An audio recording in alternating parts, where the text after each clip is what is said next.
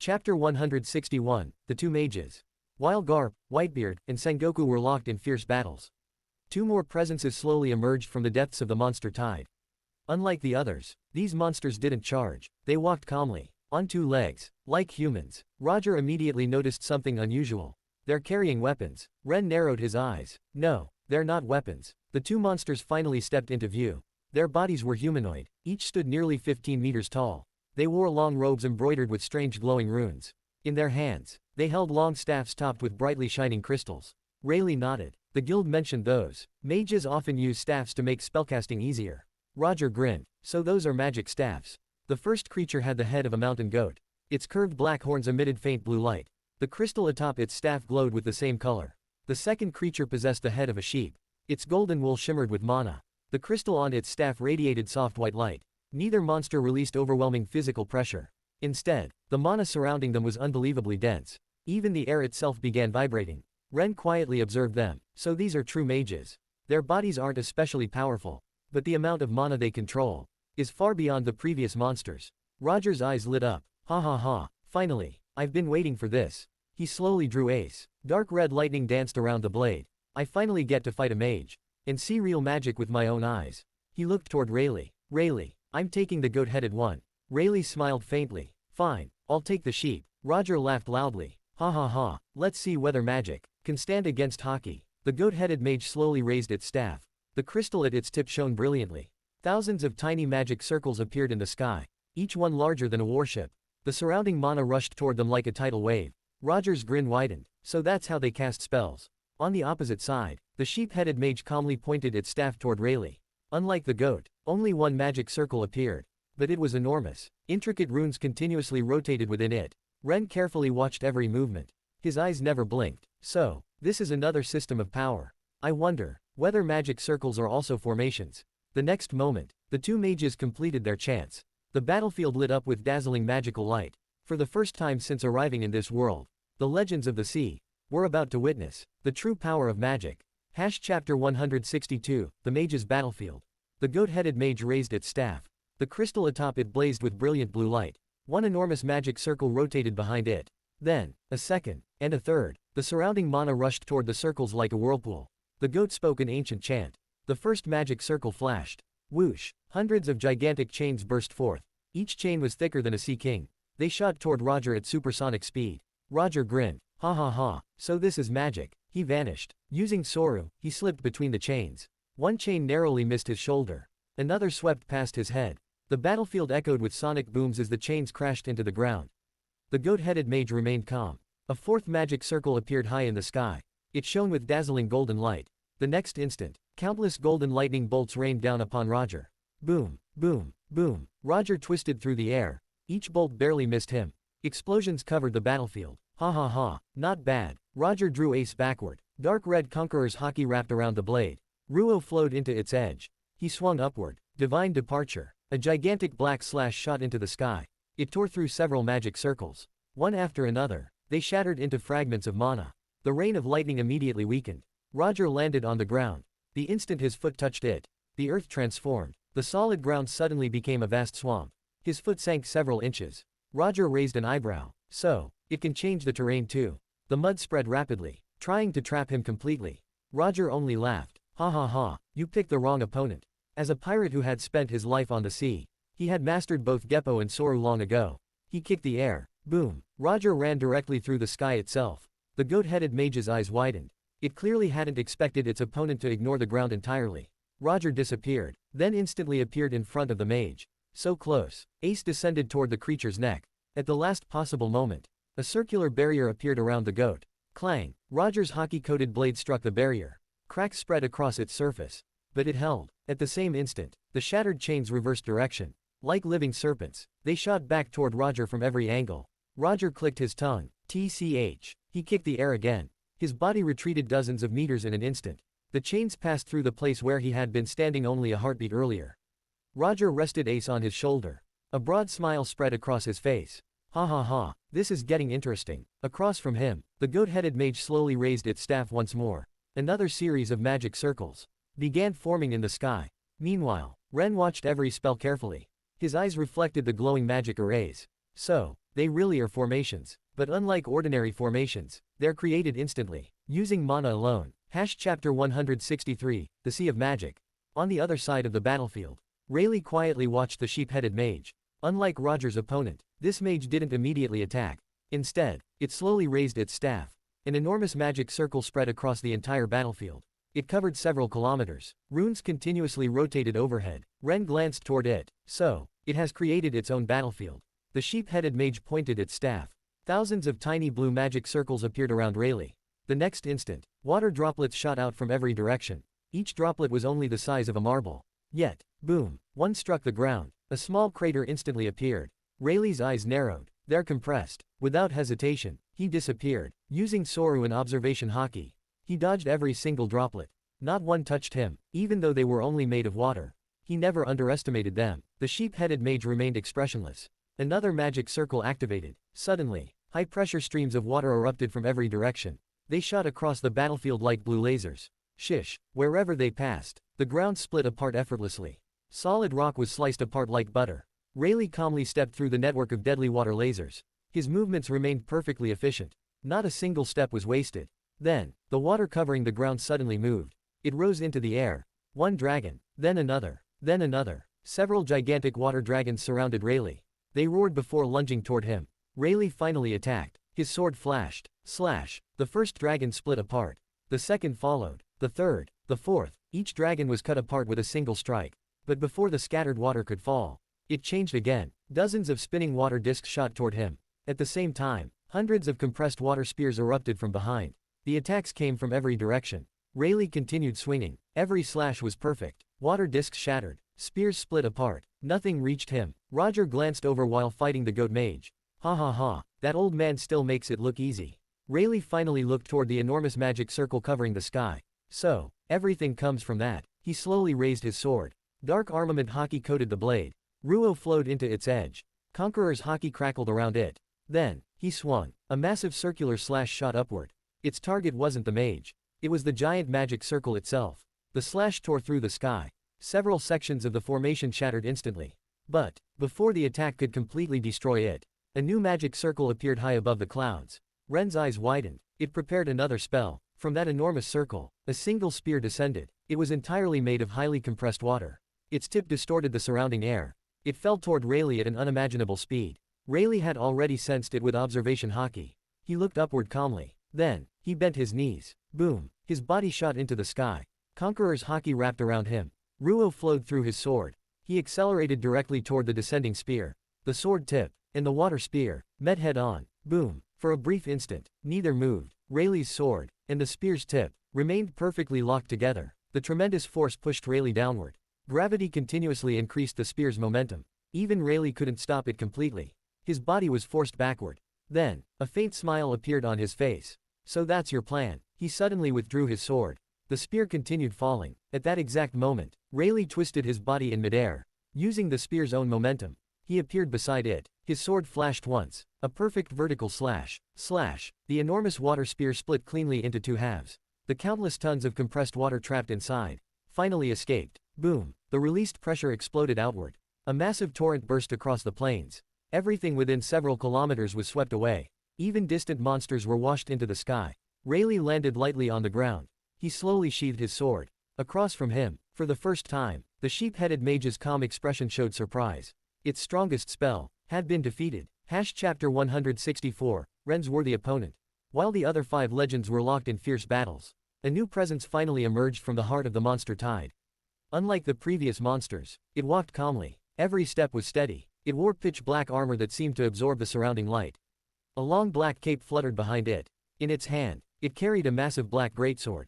No flames, no lightning, no magic circles, only an overwhelming killing intent. Ren's observation haki immediately locked onto it. His eyes brightened. A level 145. Roger glanced over while fighting the goat mage. Ha ha ha, looks like your opponent finally arrived. The Black Knight slowly drew its sword. A dense layer of dark mana wrapped around the blade. Its aura was even greater than the 4 level 140 monsters. Ren smiled. At first, it was only a faint smile. Then it grew wider. Finally, he laughed. Excellent. Without a word, he threw away his earlier decision to hold back. He had intended to study this world's combat system. to gather information, but now, none of that mattered. A worthy opponent was more valuable than any research, more valuable than any treasure. To a true warrior, a battle like this was far more attractive than the greatest beauty in the world. Garp looked over and laughed loudly. Ha ha ha, my grandson finally found someone he likes. Whitebeard grinned. Gurararara, I've never seen him this excited. Ren slowly drew his black sword. Dark armament haki flowed across the blade. Conqueror's haki burst forth like black-red lightning. The surrounding space trembled. Even the air distorted around the sword. The Black Knight raised its own weapon. Dark mana condensed around the blade until it resembled a black sun. Neither side spoke. The next instant, both vanished. Boom! A crimson-black streak shot across the battlefield. At the same time, a dark streak charged forward from the opposite direction. Wherever Ren passed, the ground below was destroyed by air pressure alone. Long trenches appeared across the plains without his sword touching the earth. The distance between them disappeared instantly. Their swords met head-on. Clong! The collision rang across the battlefield like the toll of a heavenly bell.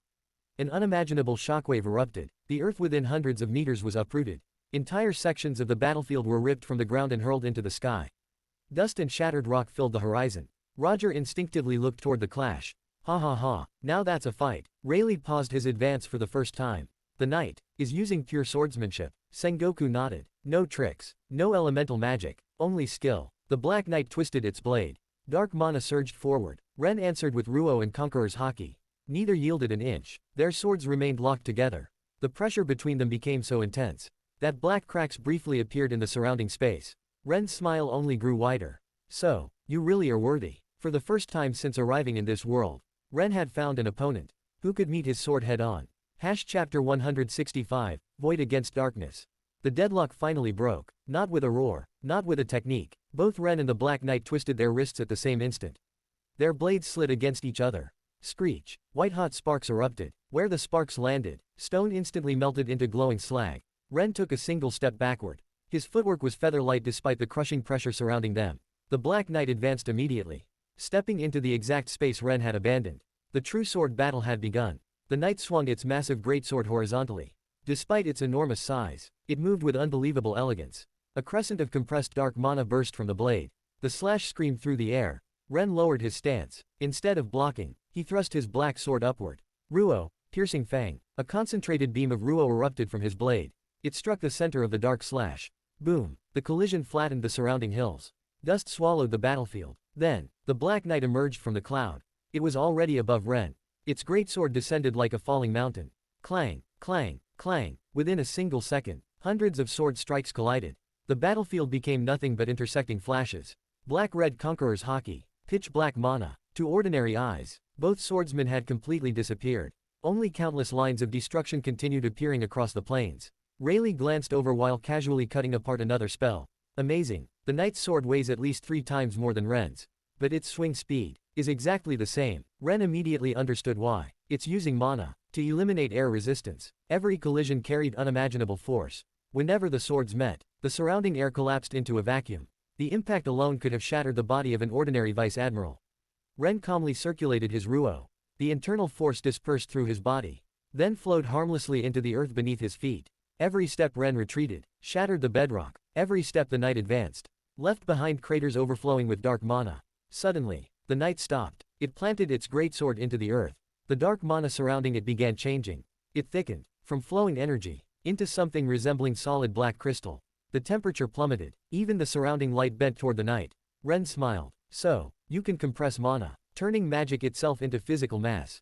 The knight silently lifted its sword. The entire blade was now coated in jagged black crystal. Without moving from 50 meters away, it swung. There was no wind pressure, no visible slash. Instead, the space between them split apart. A void-like cut suddenly appeared directly before Ren's chest. Observation haki screamed. Ren twisted his body. SHLAAK. The attack grazed his shoulder. His coat split open. A thin line of blood appeared. Several kilometers behind him, an entire mountain was silently cut in half. Its upper half slowly slid away before collapsing. Ren looked at the wound. Then, he laughed. Ha ha ha, excellent. A slash that ignores distance.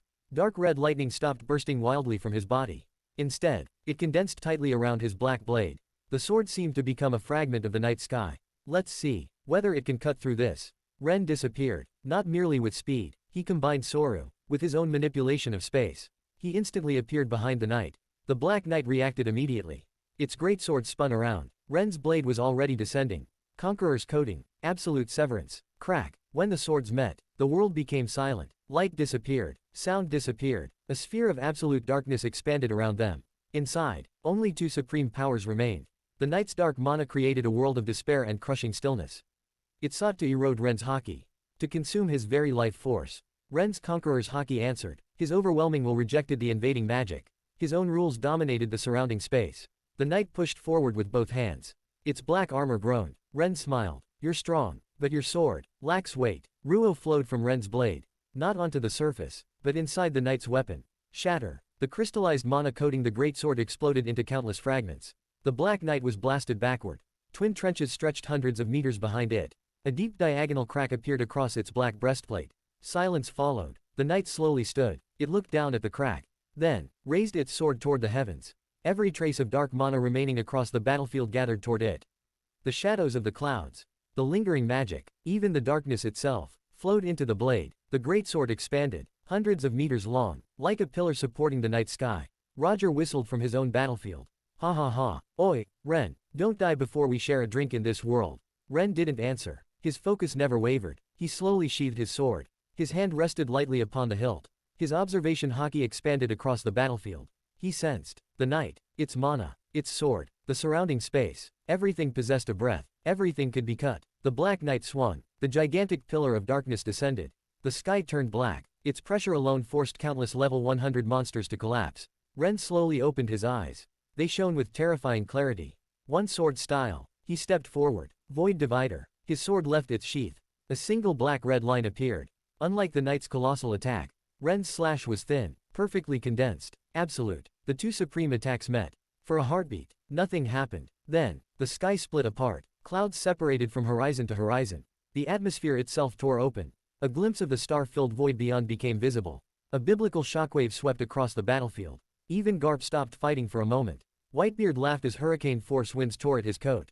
Sengoku planted both feet firmly to withstand the pressure. The knight's pillar of darkness, in Ren's razor-thin slash, collided violently. Dark mana exploded in every direction. The leaking sword energy carved the surrounding mountains into perfectly smooth cubes. Chapter 167, Witnesses from this world. Far beyond the battlefield, the armies of the surrounding kingdoms had already stopped advancing. Humans, elves, dwarves, beastmen, representatives of many intelligent races had formed a temporary alliance to stop the monster tide before it reached their cities.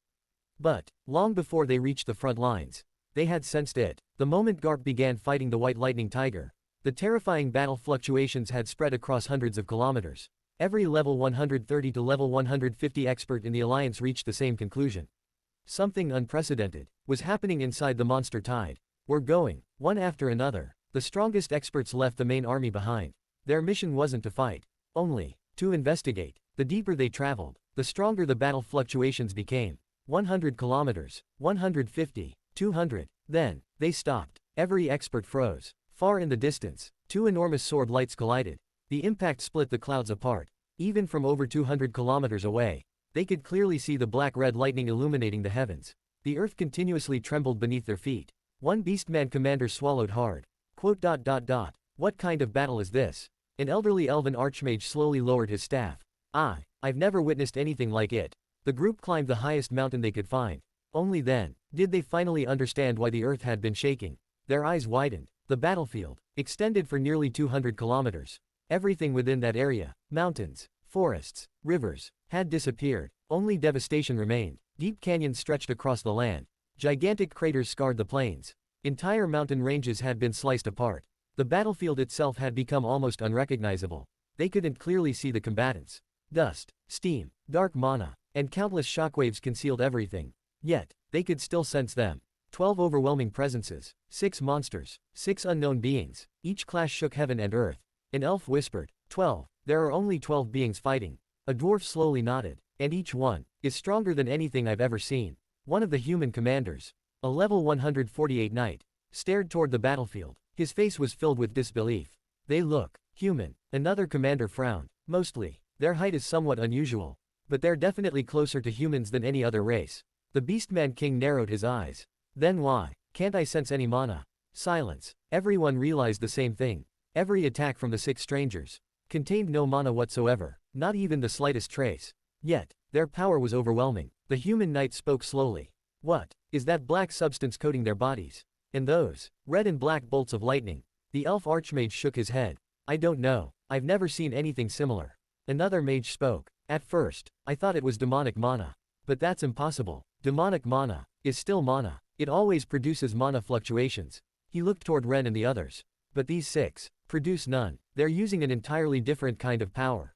The Beastman King's expression grew solemn. So, an unknown power system, one of the dwarves quietly muttered. Then, where did they come from? No one answered, because none of them had ever imagined that there existed warriors who could split the heavens without using even a single drop of mana. Chapter 166, Unknown Warriors. Nearly 200 kilometers away, the allied armies of the surrounding kingdoms had long since stopped advancing. Humans, elves, dwarves, beastmen, and several other intelligent races stood upon a mountain ridge. Originally, they had gathered to stop the approaching monster tide before it reached their cities. But now, no one cared about the monster tide anymore, because something far more terrifying was happening. The moment Garp had begun fighting the White Lightning Tiger, every level 130 to level 150 expert within the alliance had sensed a disturbance. At first, they thought another monster king had appeared. Then, another, and another. Finally, unable to ignore it any longer, the strongest members of every race decided to investigate. The farther they traveled, the more horrifying the battlefield became. Mountains had vanished. Entire forests had been erased. Gigantic trenches stretched across the continent. The earth looked as though giants had fought upon it. One of the elven elders whispered, quote, "What happened here?" No one answered. The devastation continued for nearly 200 kilometers. Even before reaching the battlefield, the pressure alone had become difficult to endure. Suddenly, two brilliant sword lights erupted into the sky. One black-red. They collided high above the battlefield. The heavens split apart, even from hundreds of kilometers away. Everyone clearly saw the clouds separating. The shockwave reached them moments later. Boom! The mountain beneath their feet trembled violently. Several weaker soldiers fell to their knees. The alliance leaders stared silently into the distance. They couldn't clearly see the battlefield. The exploding mana, the dust, and the endless shockwaves blocked their vision, but they could sense the combat. 12 overwhelming presences, 6 monsters, and 6 unknown beings. One Beastman King slowly spoke. Quote, "Those 6, they look somewhat human." The human kingdom's commander narrowed his eyes. "They do. But they're taller, and far stronger than any human I've ever seen." An elderly dwarven archmage frowned. "Forget their appearance. Look at their attacks." Everyone immediately focused. The 6 unknown warriors never released mana. Not once. Yet, every attack shattered mountains. Every clash distorted the heavens. The elf queen looked puzzled. What is that black substance covering their bodies? It isn't mana. It isn't aura. It isn't divine power. One of the demon generals slowly shook his head. I first thought it was demonic mana. But, he stared intently at the battlefield. Demonic mana is still mana. It always produces mana fluctuations. He pointed toward the 6 figures. They produce none. Absolutely none. The human knight commander spoke quietly. And those red-black lightning bolts. I've never seen an element like that. They don't feel magical. They don't feel natural. They feel. He searched for the right word. Quote, "Like overwhelming will." Silence followed. No one present recognized the power. No ancient record mentioned it. No race had ever cultivated anything similar. The dwarven archmage finally whispered. If that isn't mana, then what are they using? Far in the distance, another collision shook the heavens. The clouds split apart once more. The alliance unconsciously took a step backward. For the first time in recorded history, some of strongest experts of every race were witnessing a power system completely unknown to their world. Chapter 167, The Unknown Power. The alliance remained frozen. No one dared move closer. Even from 200 kilometers away, the pressure of the battle continued washing over them. A level 145 Beast King slowly lowered his weapon. Quote, "We're not going any farther." No one objected. An elven sage looked toward the human knight commander. What exactly are we witnessing? The commander shook his head. I don't know. I've never seen power like this. Another earth-shaking explosion echoed across the horizon. The ground beneath the alliance trembled once again. One of the dwarven elders swallowed. Those 6, they're fighting monster kings, without using mana. The words made everyone fall silent. Every race in the world relied upon mana. Whether human, elf, dwarf, beastman, or demon, everything originated from mana. Without mana, one couldn't even become a warrior. Yet, those 6 were proving the exact opposite. The human knight commander looked toward the battlefield. Every one of their attacks contains only 2 strange energies. He pointed toward the distant flashes, the black substance coating their bodies, and the red-black lightning. The elf queen slowly nodded. The black energy strengthens their bodies. I've observed it several times. When it appears, their weapons become almost indestructible. Their physical strength also increases enormously. The dwarven archmage frowned. And the red-black lightning. It doesn't seem to increase their attack power directly. It feels. He hesitated. Like domination itself. The demon general nodded. When that lightning appears, even the surrounding monsters lose the will to approach. It suppresses everything nearby. One beastman king suddenly asked. Could it be some forgotten ancient magic? The archmage immediately shook his head. No, magic requires mana. Always. Even divine magic. Even demonic magic. Even spirit magic. They all leave mana fluctuations. He looked toward the battlefield again.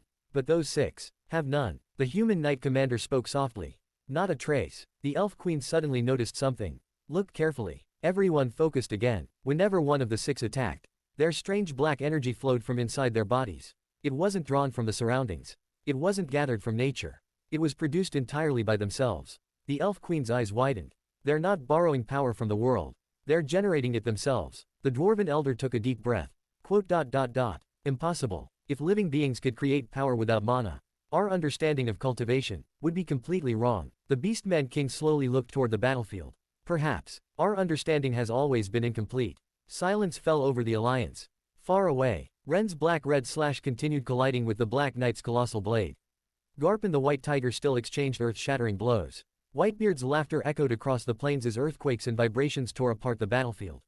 Sengoku's golden form stood against an endless sea of magma. Roger's divine departure repeatedly shattered gigantic magic circles. Rayleigh calmly cut apart spell after spell with perfect precision. The 6 legends were unknowingly rewriting the common sense of an entire world.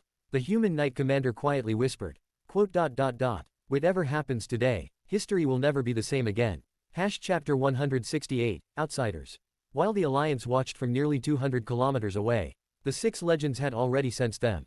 Observation Haki had long revealed their presence. Roger casually deflected another spell from the goat-headed mage. Ha ha ha, we've got spectators. Rayleigh nodded while cutting apart another water dragon. They've been there for a while. Whitebeard laughed. Gurararara, should we say hello after we're done? Ren immediately shook his head. No. His answer was simple. We leave the moment this battle ends. Sengoku silently agreed. I have no intention of meeting them. Garp grinned. Good. I don't like meetings anyway. Ren looked toward the distant alliance. They'll ask questions. Where did we come from? How do we use this power? What are our goals? Will we help them? He shook his head. I don't want to answer any of them. Roger smiled. Neither do I. Whitebeard punched the charging rhinoceros away before laughing. Gurararara. We've already dealt with enough kingdoms in one lifetime. Rayleigh nodded. In our own world, we've all experienced the same thing. Nobles, kings, politics, power struggles. They never end. Ren calmly continued. We didn't come to this world to become heroes. We came here to become stronger. If making contact with them brings unnecessary trouble, we'll simply leave. There are countless worlds. We can always find another. Sengoku blocked the flaming bull's horns with one golden palm. For a moment, he remained silent. Then he spoke. I agree. Roger looked toward him. You too. Sengoku smiled faintly. I've already spent my entire life protecting justice. I've upheld the law. I've fought pirates. I've protected civilians. And I've also done many things that conflicted with my own sense of justice. His expression became calm, not because I wanted to, but because I believed they protected the greater justice of the Marines. He looked toward the distant alliance. I've carried that burden long enough. I don't need to prove my justice to another world. Garp laughed loudly. Ha ha ha, that's the first sensible thing you've said today.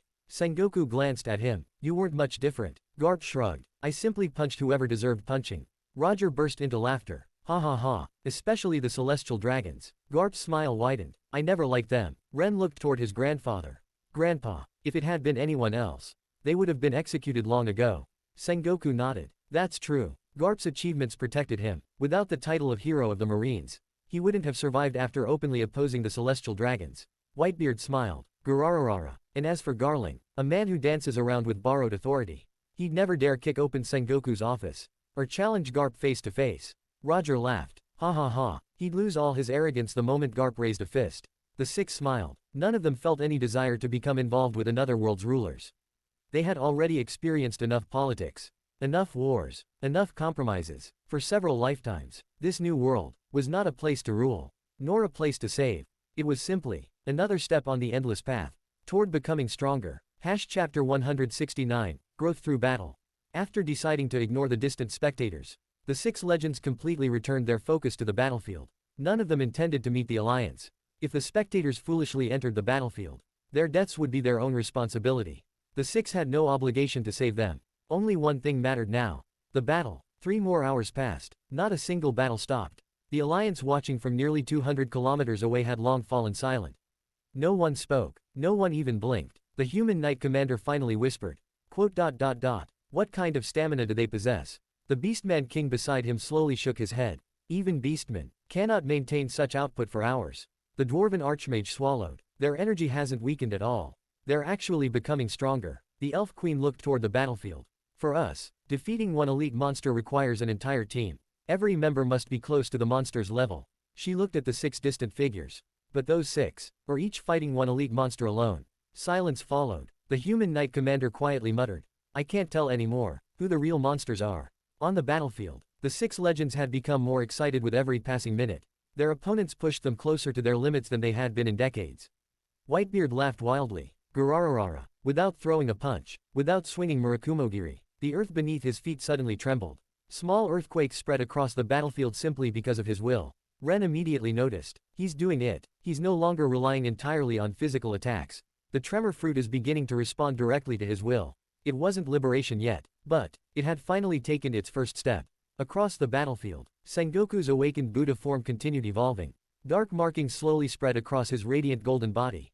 They resembled ancient demonic runes. Yet, instead of weakening his holy aura, they made it even more imposing. His peaceful Buddha was slowly changing. The first signs of the wrathful Buddha had finally appeared. Garp laughed louder than ever. Ha ha ha. His fists glowed red, like iron heated inside a furnace. Every punch distorted the surrounding air. Even more surprising, his bones themselves had begun changing. Roger noticed immediately. You're trying to forge your bones.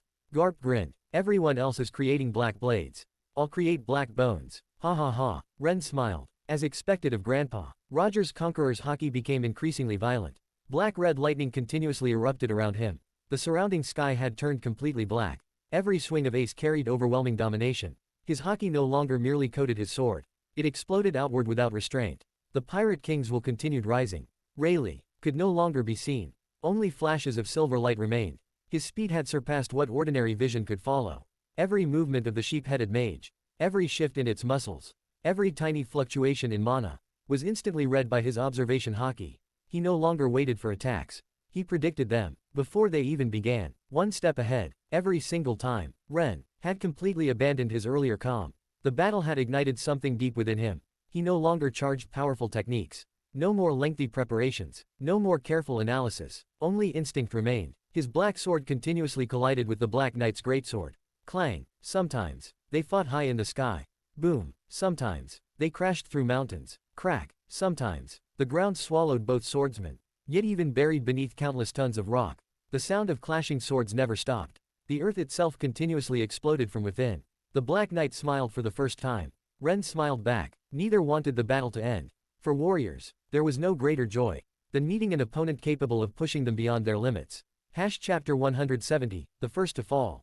The battle had continued for more than 3 hours. The 6 battlefields had become worlds of their own. None of the legends noticed it at first.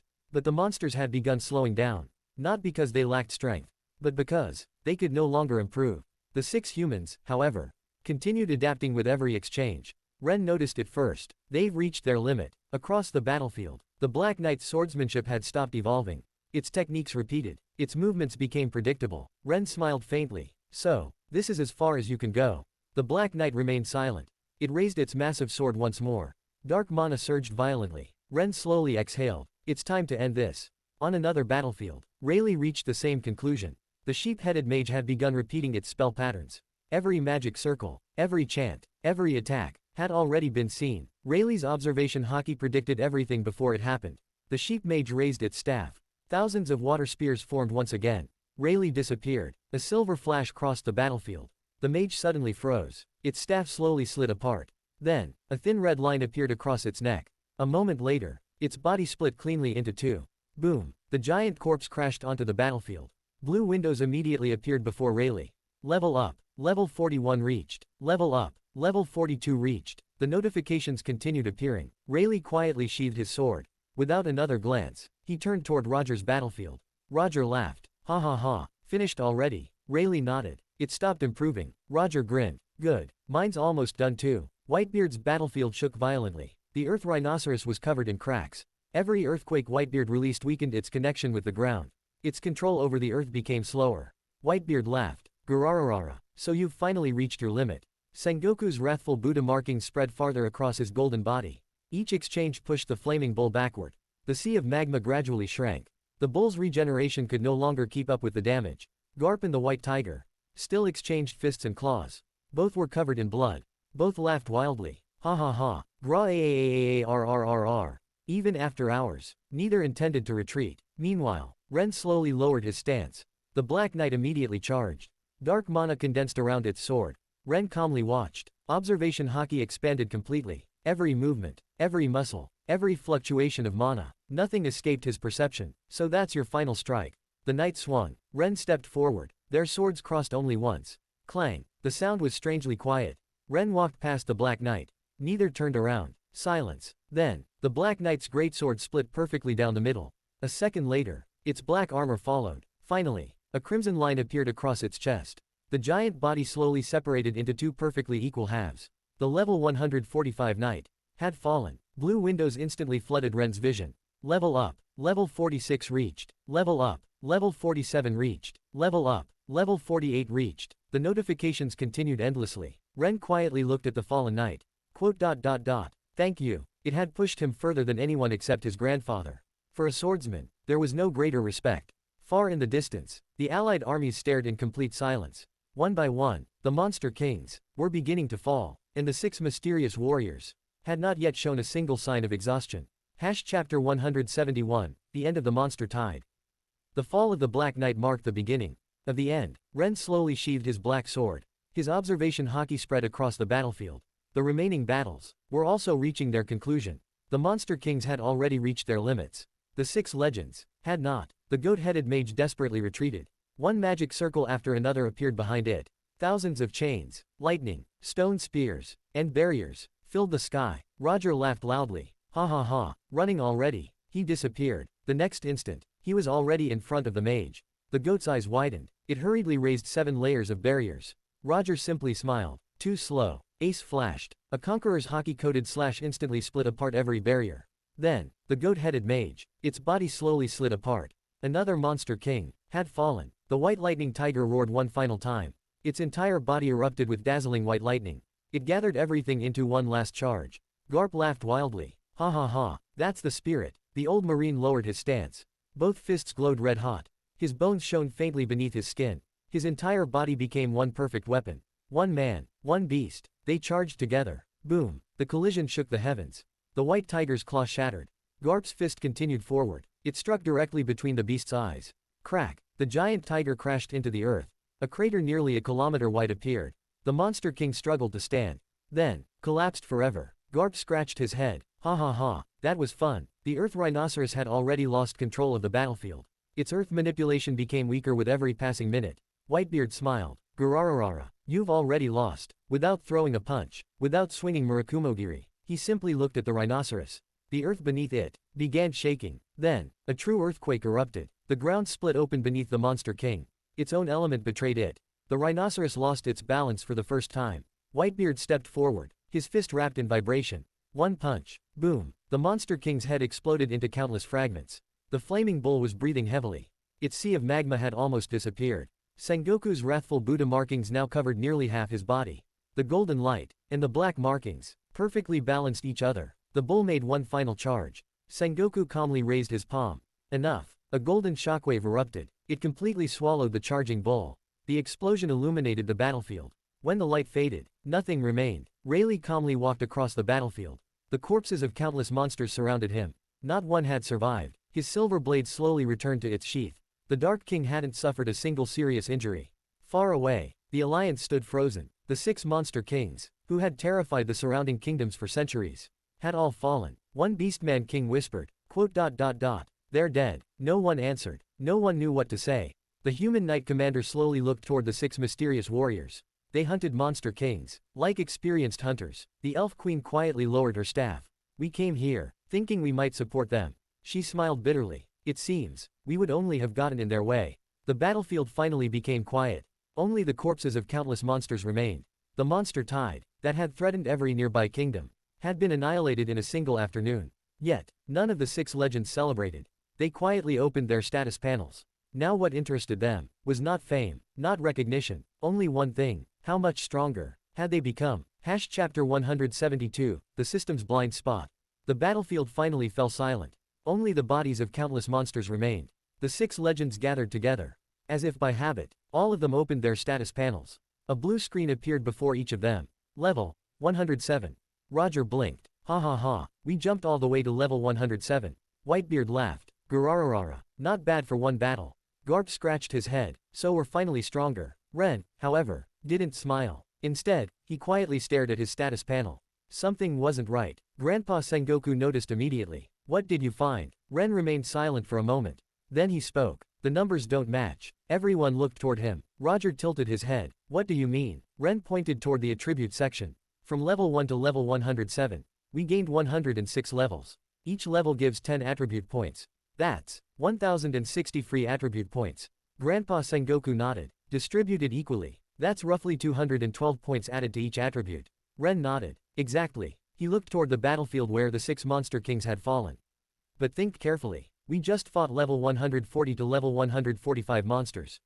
They matched us. If our true attributes were only around 200 points higher than before, our status shouldn't be comparable to theirs. Rayleigh immediately understood. So, the panel isn't measuring our real combat power. Ren nodded. It can't. Whitebeard crossed his arms. Explain. Ren calmly continued. Our greatest strength has never been our muscles, nor our devil fruits. He tapped the word spirit on his status panel.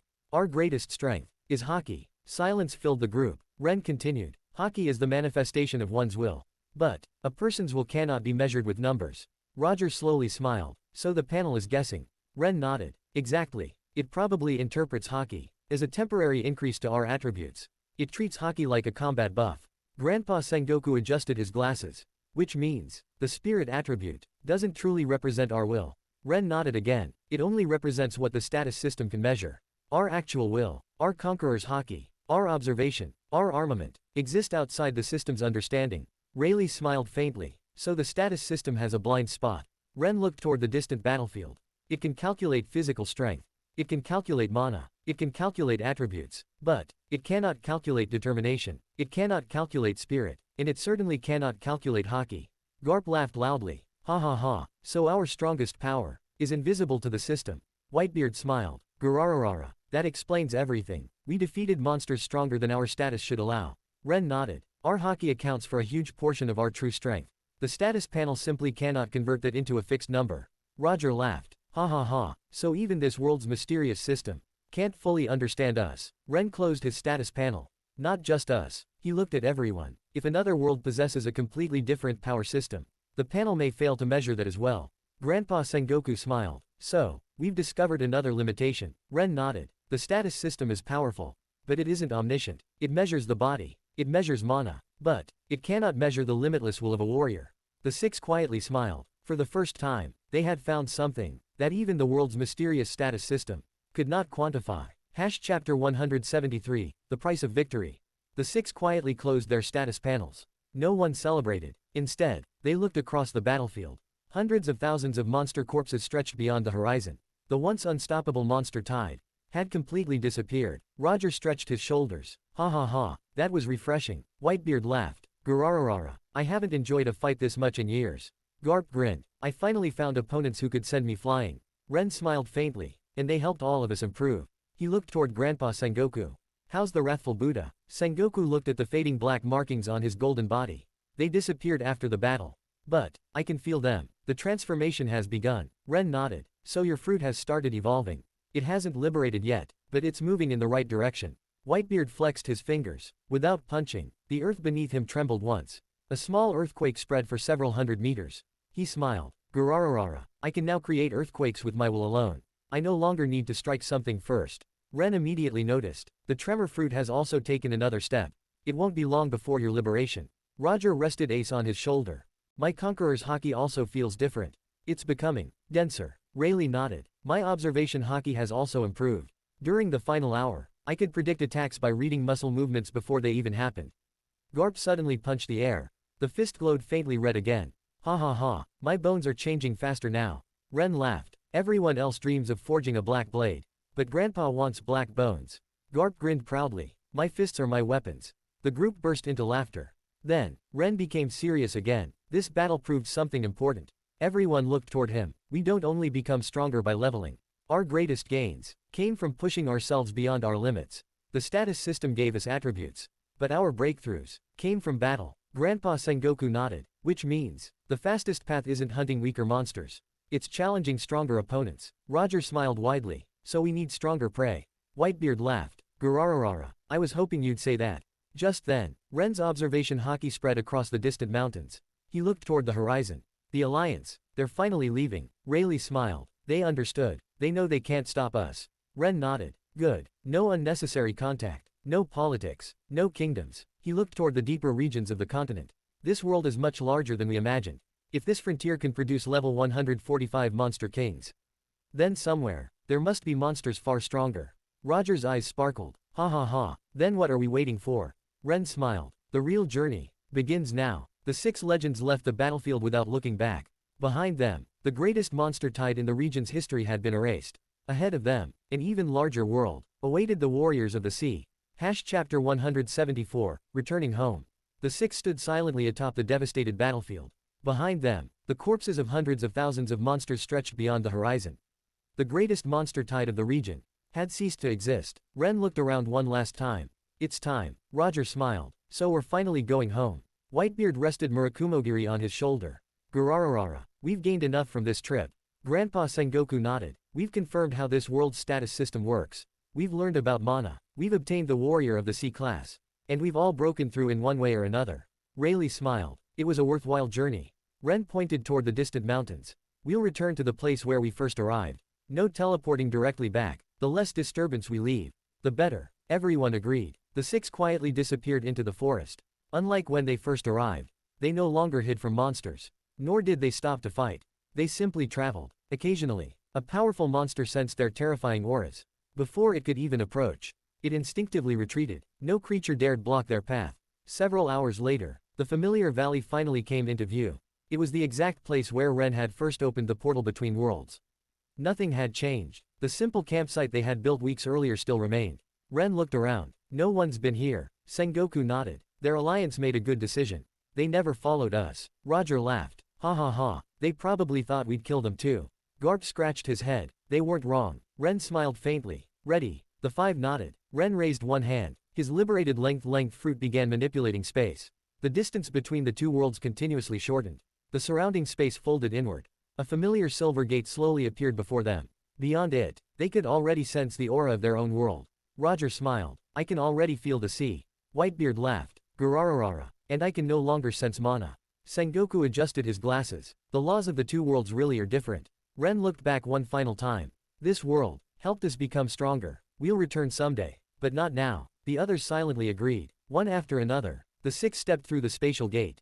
The portal quietly closed behind them. Not a trace remained. No monuments. No farewell. No witnesses. The people of that world would never know where those 6 mysterious warriors had come from, nor where they had disappeared. Just as quietly as they had arrived, the 6 legends returned to their own world. Chapter 175, A Different Sea. The 6 stepped through the spatial gate. The familiar aura of their own world immediately surrounded them. The salty smell of the sea, the natural energy, and the absence of mana made the difference obvious. Roger took a deep breath. Ha ha ha. Home. Whitebeard smiled. Gurararara. It still feels more comfortable. Garp stretched his body. I almost forgot how weak the pressure of our world feels. Ren slowly closed the spatial gate behind them. The silver portal disappeared without leaving a trace.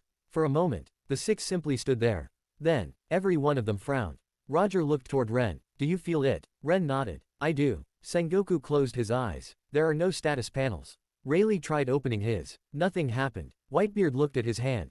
So, the system only exists inside that world.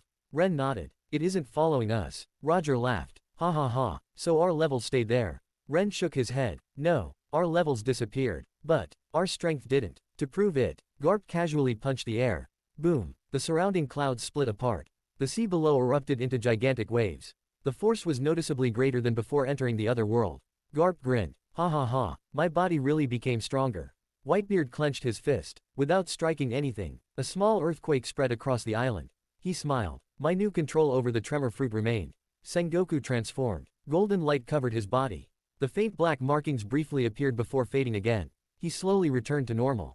The wrathful Buddha also remained. Roger released a small amount of Conqueror's Haki. The black-red lightning was denser than before. The surrounding sky instantly darkened. Ha ha ha, my Haki improved too. Rayleigh disappeared. A silver flash appeared hundreds of meters away before instantly returning. My observation Haki hasn't weakened. Ren smiled. As expected, the status system only accelerated our growth. It never created our strength. It transformed our bodies permanently. He looked toward the horizon. Our world rejected the status system, but it accepted the results. Sengoku nodded. That means, we can travel to other worlds, grow stronger, and bring that strength back. Roger's eyes sparkled. Ha ha ha, then every new world is another training ground. Whitebeard laughed loudly. Gurararara, I've started looking forward to the next one. Ren looked toward the endless sea. We won't leave immediately. We've all gained too much. We need time to digest everything. The breakthroughs, the changes in our Haki, and the evolution of our devil fruits. The others agreed. A battle could produce a breakthrough. But mastering that breakthrough required time. Ren quietly looked at the calm sea before him, then smiled. This journey was only the first. Somewhere beyond this world, there are countless others, and each one contains a new path to become stronger. Chapter 176, New Possibilities. The six stood quietly on the deserted island. Although they had returned to their own world, no one intended to remain together for long. Ren looked toward Garp and Sengoku. You two should return to Marineford first. It's been almost 2 months since we disappeared. Sengoku nodded. If Morgans discovered that the Navy's 2 strongest fighters vanished at the same time, the sea may already be in turmoil. Roger laughed. Ha ha ha, I can already imagine the newspapers. Garp scratched his head. They probably think we're dead. Ren raised his hand. The length fruit activated. The distance between the island and Marineford rapidly shortened. A silver crack quietly opened in space. Beyond it, Marineford could be seen. Sengoku adjusted his glasses. Convenient as always. Garp waved. Ha ha ha, see you all later. The two stepped through the spatial crack. A moment later, the portal quietly closed. Only 4 remained. Rayleigh looked toward Roger. I'll head back to Sabayati. Shaki has probably been wondering where I've died ECCH. Roger smiled. I'll come with you. I don't exactly have another place to go. Rayleigh nodded. Then let's go. Ren was about to open another spatial crack. Suddenly, Whitebeard raised one hand. Wait. Everyone looked toward him. Whitebeard slowly clenched his fist. His eyes narrowed. I want to try something. Ren immediately understood. You want to use your own power. Whitebeard nodded. My tremor fruit has changed. I've been thinking about it ever since we returned. If vibrations can break space, then perhaps they can tear it open. Roger's eyes widened. Ha ha ha, now that's worth watching. Whitebeard stood before the empty air. He slowly raised his right hand. No violent earthquake erupted. No massive shockwave spread. Instead, he concentrated every vibration into the tips of his fingers. The surrounding space began trembling. Tiny cracks appeared. Then, the cracks spread outward. Whitebeard smiled. Gurararara, so it really works. He grabbed the fractured space with both hands. His muscles swelled. Veins rose across his arms. With one powerful pull, CRAAAACK, space itself tore apart. A stable spatial rift appeared before everyone. Silence. Roger stared blankly. Quote. You ripped space open. Rayleigh slowly smiled. So your devil fruit has reached another level. Ren looked at the spatial rift with undisguised excitement. He hadn't expected Whitebeard to achieve this today. I thought you would only gain the ability after your fruit liberated. Whitebeard laughed loudly. Gurararara, so did I. He looked at his own hands. It seems, the battle pushed my fruit much farther than I realized. Ren nodded. The tremor fruit no longer only breaks objects. It now breaks space itself. Roger laughed. Ha ha ha, looks like I need to work harder. Whitebeard looked toward the spatial rift. Don't worry, I'm not using it for long-distance travel yet. But, he reached into the crack and immediately sensed another location. I can already feel the other side.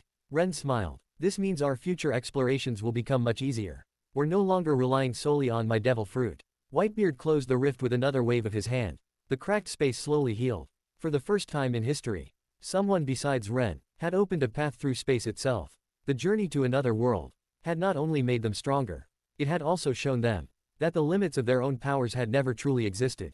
Chapter 177, Marineford's shock. The group separated. Rayleigh and Roger headed toward Sabayati. Whitebeard returned to his ship through the spatial rift he had created himself. Ren smiled. It seems everyone has gained something beyond simple strength. Meanwhile, Garp and Sengoku stepped out of Ren's spatial gate. Marineford. The moment they arrived, both frowned. Sengoku's observation haki spread across the entire island. Quote. Regeneration. Garp nodded. I felt it too. It has the same disgusting feeling. The gods' knights. And the 5 elders. A second later, several overwhelming presences rushed toward them. Kizaru appeared first in a flash of light. Behind him, Aokiji, Akainu, and finally, the holy knights led by Garling. The moment Kizaru confirmed Sengoku's identity, he let out a long sigh of relief. Oh, Fleet Admiral Sengoku, now that you're finally back, I'm free from being the temporary Fleet Admiral. He immediately turned around. I'm taking my paid vacation now. Please don't try to find me. Without waiting for permission, he transformed into light and disappeared. Everyone except Garp burst into silence. Garp laughed loudly. Ha ha ha, that brat ran away fast. Even Sengoku couldn't help rubbing his forehead. Quote. Some things never change. Garling slowly walked forward. Unlike before, there wasn't the slightest arrogance on his face. He still remembered the beating he had received after questioning Ren. He had no intention of repeating that mistake. Instead, he looked toward Sengoku. Sengoku, may I ask, where were you for the last 2 months? Sengoku calmly replied. Didn't Tsuru report it? Garling frowned. She reported that you and Garp left to search for an ancient treasure. One that could greatly increase this year's marine funding. Garp nodded seriously. Exactly. Garling's expression didn't change. He threw several newspapers toward Sengoku. One headline read, Garp, Sengoku, and Rayleigh spotted in Kaido's territory carrying a coffin. There were no photographs, only eyewitness reports. Another newspaper read, Whitebeard, Rayleigh, Garp, and Sengoku all disappear. What secret are the legends hiding? Garling looked directly at Sengoku. Mind explaining? What kind of treasure requires 4 legends to disappear for 2 months? Garp opened his mouth. Ha ha ha. Well, before he could finish, a figure disappeared. Sengoku. Slap. The sound echoed across Marineford. Garling's eyes widened. He had no time to react. The slap landed directly across his face. Boom. Garling shot through the air. He smashed through one building. Then another. Only after crashing through 2 marine buildings did he finally stop. Silence. The admirals froze. The holy knights stared in disbelief. Even Garp blinked. He had expected a punch, not a slap. Sengoku slowly lowered his hand. His expression remained perfectly calm, but his eyes had become cold. He looked toward the distant Garling. So, a few newspaper headlines, and you actually dare come to me and ask for an explanation. His conqueror's haki leaked out slightly. The surrounding marines instinctively stepped backward. Sengoku's voice remained calm, but every word carried overwhelming pressure. Have I been too lenient with you? That you've forgotten? You're speaking to a king. Chapter 178. A new Marineford. Silence fell over Marineford. Everyone stared at Garling's figure buried beneath the collapsed buildings. No one dared speak. The 3 admirals were stunned. Even Akainu, who usually showed no emotion, narrowed his eyes. Aokiji scratched his head. Quote. That's definitely Fleet Admiral Sengoku. But, I've never seen him lose his temper. Kizaru, who had only flown a short distance away, silently returned. Quote. Yar, looks like my vacation will have to wait a little. The holy knights immediately rushed toward the ruins. Several of them pulled away the broken walls. Garling slowly stood up. Half his face was swollen. One side of his helmet had shattered. His regeneration immediately activated. The injury healed before everyone's eyes. But, not even his regeneration could restore his dignity. Sengoku looked at him calmly. I'll say this only once. My whereabouts, my decisions, in marine affairs, are none of the holy knights' concern. Garling clenched his fists. His expression darkened. But, he remembered the last time. Garp, Ren, and now, even Sengoku. None of them feared the world government anymore. He forced himself to remain calm. Fleet Admiral, the Holy Land was only concerned about your safety. Garp immediately burst into laughter. Ha ha ha, your concern almost made you lose all your teeth. Many Marines quickly lowered their heads. They desperately tried not to laugh. Tsuru slowly walked out from Marine headquarters. She looked at the destroyed buildings. Then at Garling's swollen face. Finally, she sighed. I leave for 2 months. And Marineford becomes a circus. Sengoku smiled slightly. Good to see you again, Tsuru. Tsuru nodded. You too. She looked toward Garling. Is there anything else? Garling remained silent. Tsuru continued. If not, the Fleet Admiral has just returned. He has mountains of work waiting. One of the Holy Knights wanted to speak. Garling immediately raised a hand. Quote. We're leaving. The other Holy Knights looked at him in surprise. But no one objected. They quietly followed Garling. Just before leaving, Garling glanced back at Sengoku. The Fleet Admiral simply looked at him. Without releasing haki. Without threatening him. Yet, Garling felt more pressure than ever before. The Holy Knights quietly departed. Only after they completely disappeared did the Marines finally relax. Kizaru stretched lazily. So, my vacation. Sengoku looked toward him. No. Kizaru's shoulders instantly dropped. Quote. I knew it. Everyone laughed. Marineford. which had been tense for nearly 2 months, finally returned to normal. Meanwhile, far away in the Holy Land, the 5 elders quietly listened to Garling's report. One elder slowly frowned. Sengoku has changed. Another nodded. Not only him, Garp as well. They've become far stronger. A third elder slowly tapped his cane. And the confidence in their eyes. It wasn't there before. Silence filled the room. Finally, one elder spoke. Continue observing them, but do not provoke them. Garling lowered his head. Understood. For the first time in many years, even the Holy Land had begun treating Garp and Sengoku as forces that could no longer be casually pressured. Chapter 179, The World's Reactions. The next morning, the newspapers spread across the entire world. Fleet Admiral Sengoku returns after 2 months. Hero Garp also returns. The 4 legends' mysterious disappearance remains unsolved. No one knew the truth. Only countless theories filled the seas. Inside Marineford, Sengoku sat in his office. A mountain of documents covered his desk. He sighed. I've only been gone for 2 months. How did this become even worse? Suru smiled while organizing another pile of reports. Because someone wasn't here to sign them.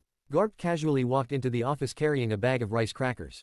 Ha ha ha, so many papers. I'll leave you to it. Sengoku immediately glared at him. You think you're escaping? Garp's smile froze. The next moment, another mountain of reports landed before him. Since you disappeared with me, you'll help. Garp looked at the endless paperwork. Then at the window. He seriously considered jumping out. Suru smiled. Don't even think about it. Elsewhere, Rayleigh and Roger quietly arrived at Sabayati. The moment Shaki saw Roger, the cigarette in her hand nearly fell. She stared at him for several seconds. Then calmly took another puff. So, you're alive. Roger scratched his head. Ha ha ha, surprise. Shaki looked toward Rayleigh. You've been missing for 2 months. And you return. With the Pirate King. Rayleigh smiled helplessly. It's a long story. Shaki nodded. I'll prepare drinks. You can explain everything. Roger laughed loudly. Ha ha ha, now that's a welcome home. On the Moby Dick, the Whitebeard pirate stood frozen. Marco blinked repeatedly. Dad, you've become younger again. Jozu rubbed his eyes. I thought I was imagining it. Vista slowly smiled. The scars, they're gone. Whitebeard laughed loudly. Gurararara, I simply found a good doctor. The commanders looked at each other. None of them believed that explanation. But no one asked further. They could all sense it. The pressure radiating from Whitebeard was even greater than before. Meanwhile, Ren quietly returned to Dawn Island. Makino smiled warmly. You finally came back. Ren nodded. I've been away for a while. Makino noticed something immediately. You changed. Ren smiled. Did I? Makino nodded. You look lighter. Ren looked toward the sea. Perhaps she was right. His body had become stronger. His haki had advanced. His devil fruit had evolved.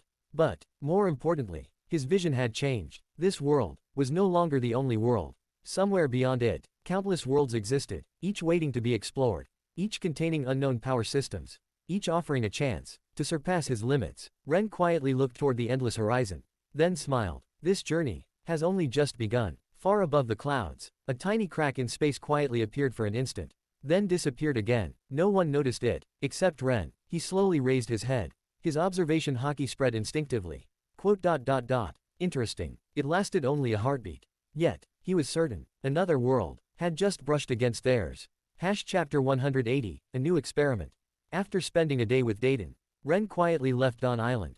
He returned to his secluded island. The place was as peaceful as ever. No visitors, no marines, no pirates. Exactly the environment he preferred. Ren sat beneath a large tree. He didn't immediately begin training. Instead, he started thinking. Since awakening his previous life's memories, many of his techniques had been inspired by ideas from other worlds. His greatest creation, infinity, he had developed it by using the length fruit to infinitely increase the distance between himself and anything approaching him. The inspiration had come from Gojo Satoru. After awakening haki years ago, he had wanted to recreate another technique from his previous life, the Rasengan, not using chakra, but using armament haki instead. Unfortunately, at that time, armament haki couldn't exist independently. It could only coat the body or a weapon. The moment it left his body, it rapidly dispersed. Even Ruo only projected haki over a short distance. It couldn't maintain a stable form. Because of that, Ren had abandoned the idea. But now, everything had changed. His journey to another world had permanently strengthened both his body and his haki. More importantly, his understanding of haki had reached an entirely new level. Ren slowly raised his right hand. Black armament haki covered his palm. Instead of coating his skin, he carefully pushed the haki outward. A thin layer remained suspended above his hand. For only an instant. Then, it vanished. Ren smiled. It stayed, even if only for a moment. That alone was enough. Before, it had dispersed immediately. Now, it could briefly exist in the physical world. Ren continued experimenting. Again, and again. Each attempt lasted slightly longer. A tiny sphere of black hockey slowly formed above his palm. Its shape constantly collapsed. The hockey refused to stabilize.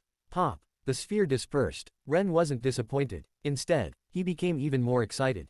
It can be materialized. I simply haven't mastered the control yet. He remembered the principle of the Rasengan.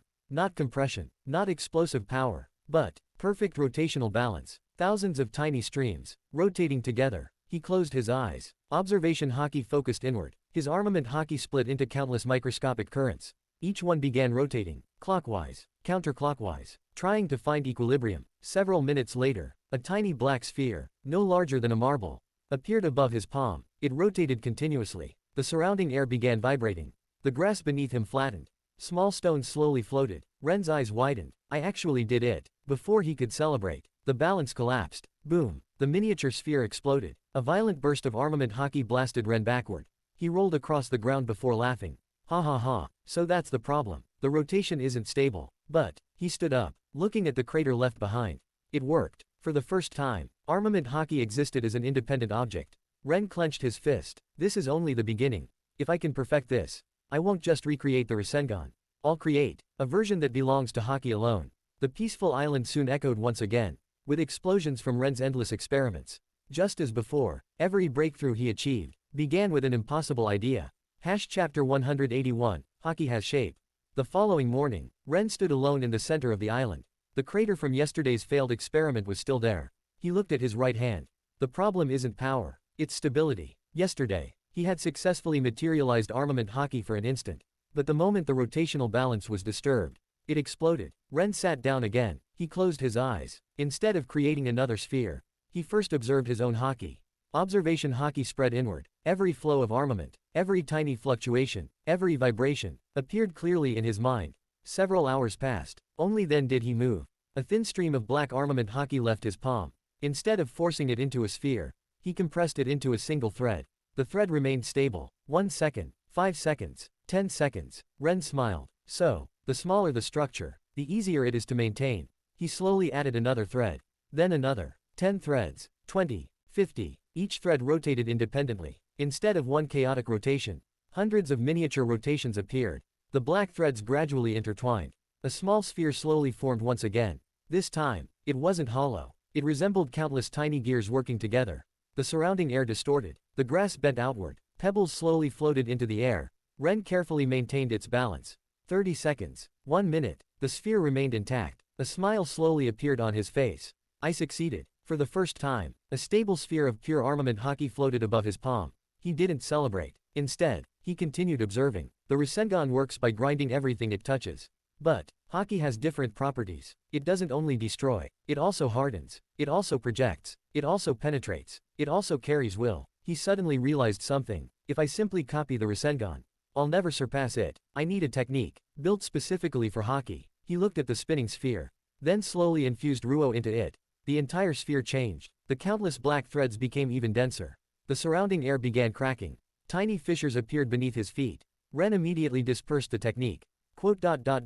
Interesting. Ruo doesn't strengthen it. It changes its nature. Instead of becoming more destructive, the sphere became sharper, more penetrating. Ren looked toward a distant cliff. He created another small sphere. This time, he flicked it forward. The black sphere silently crossed the distance. It didn't explode. It simply touched the cliff. For a heartbeat, nothing happened. Then, a perfectly circular tunnel appeared through the mountain. There was no explosion, no flying debris. The stone inside the tunnel had simply disappeared. Ren's eyes widened. So, it attacks from the inside. He immediately understood why. Ruo naturally bypassed the surface. The sphere inherited the same property. Ren laughed. Ha ha ha, this is no longer a Rasengan. He looked at the small black sphere floating above his hand. I need a new name. He thought for a long moment. Finally, he smiled. Hockey core. A condensed core, made entirely from my own armament hockey. It still has a long way to go. But, it finally has its own identity. The peaceful island once again fell silent. Only a tiny black sphere continued rotating above Ren's palm. A technique inspired by another world had finally become something entirely his own. Chapter 181, The Birth of a Forbidden Technique. Ren looked at the stable hockey core floating above his palm. A new thought suddenly crossed his mind. If armament hockey can become the shell, what happens if I imprison conqueror's hockey inside it? His eyes lit up. It should constantly try to break free. And the stronger the suppression, the greater the pressure. Without hesitation, Ren began another experiment. He first created a hockey core several times larger than before. Its countless layers of armament hockey rotated in perfect balance. Then, he slowly released a strand of conqueror's hockey. Black-red lightning crackled around his hand. Carefully, he sealed it inside the center of the spinning hockey core. The moment the conqueror's hockey was imprisoned, the entire sphere trembled. The rotation accelerated. Faster, faster, faster. The trapped conqueror's hockey continuously tried to break through the armament shell. The shell resisted. The pressure inside rose exponentially. Black-red lightning leaked through tiny cracks. Ren's smile slowly disappeared. Not good. The sphere began swelling. The surrounding space distorted. Even infinity automatically activated around Ren.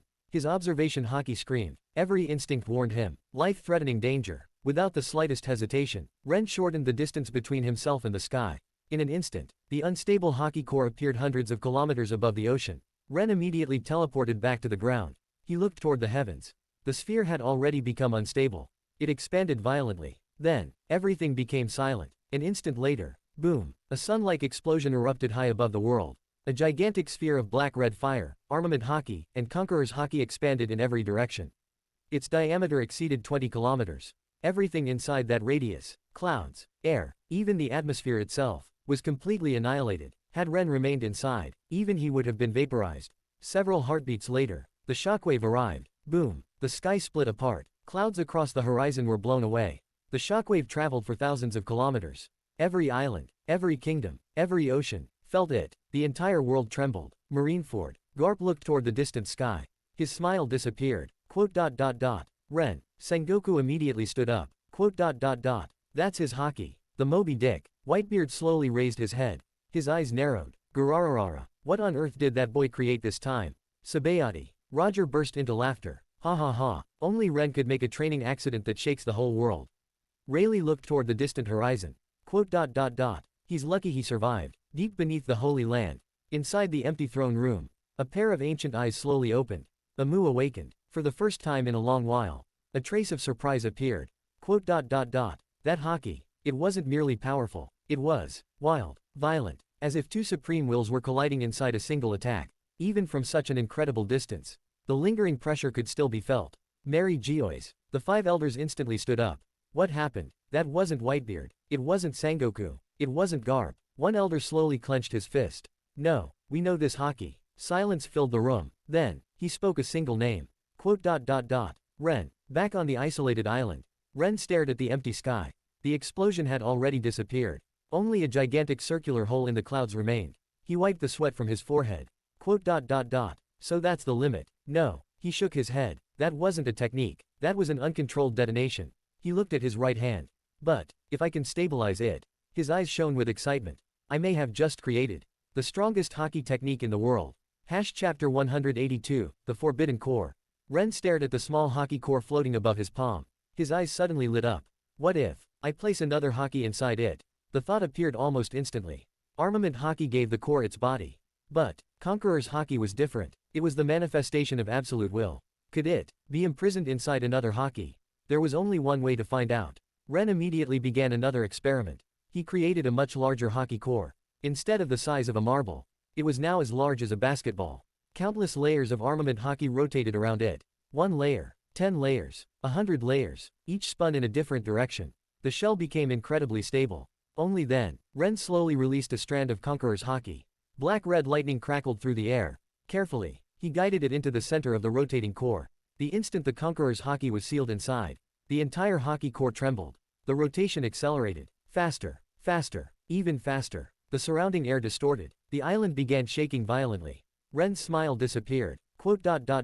Something's wrong. The Conqueror's hockey refused to remain imprisoned.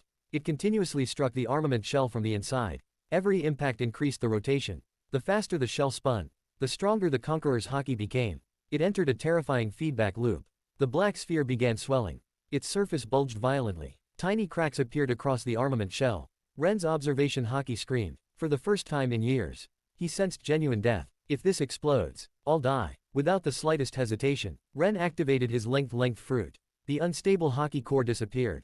In the next instant, it reappeared hundreds of kilometers above the sea, high above the clouds. The moment it left Ren's hand, the armament shell completely collapsed. Silence. For one heartbeat, nothing happened. Then, the imprisoned conqueror's hockey erupted. Boom! A gigantic sphere of destruction expanded across the sky. A blazing ring nearly 20 kilometers wide appeared in the atmosphere. Black armament hockey, crimson-black conqueror's lightning, and scorching flames, mixed together into a single apocalyptic explosion. Everything within 20 kilometers, clouds, air, even rain, was completely erased. Had Ren remained inside that radius, even his body would have been vaporized. Several seconds later, the shockwave arrived. Boom! It spread across the entire world. The sea rose into enormous tsunamis. Clouds were blown apart across every ocean. Even islands thousands of kilometers away trembled. Every powerful person instinctively looked toward the sky. Marineford. Garp suddenly stood. Ren. Sengoku adjusted his glasses. His face had become serious. That's his hockey. Roger, who was drinking with Rayleigh and Shaki, slowly put down his cup. Ha ha ha. What exactly did that brat do this time? Whitebeard looked toward the horizon. Garararara. Whatever it was, it almost destroyed the sky. Across the Holy Land, the 5 elders immediately stood from their seats. They had never felt such violent hockey before. Deep beneath Pangaea Castle, a pair of ancient eyes slowly opened. Amu awakened. The overwhelming hockey that had swept across the world had reached even the empty throne. For the first time in centuries, Imu's expression changed. Who? Back on the island, Ren looked at the hole torn through the clouds. Cold sweat covered his forehead. He slowly exhaled. Never again. He had only wanted to combine 2 forms of hockey. Instead, he had nearly created a weapon capable of annihilating everything around him.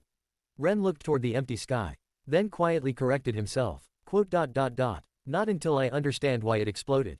His fear had already begun transforming into curiosity. Chapter 183, Research Log. Ren sat down immediately. His heartbeat had yet to return to normal. He took out his research notebook.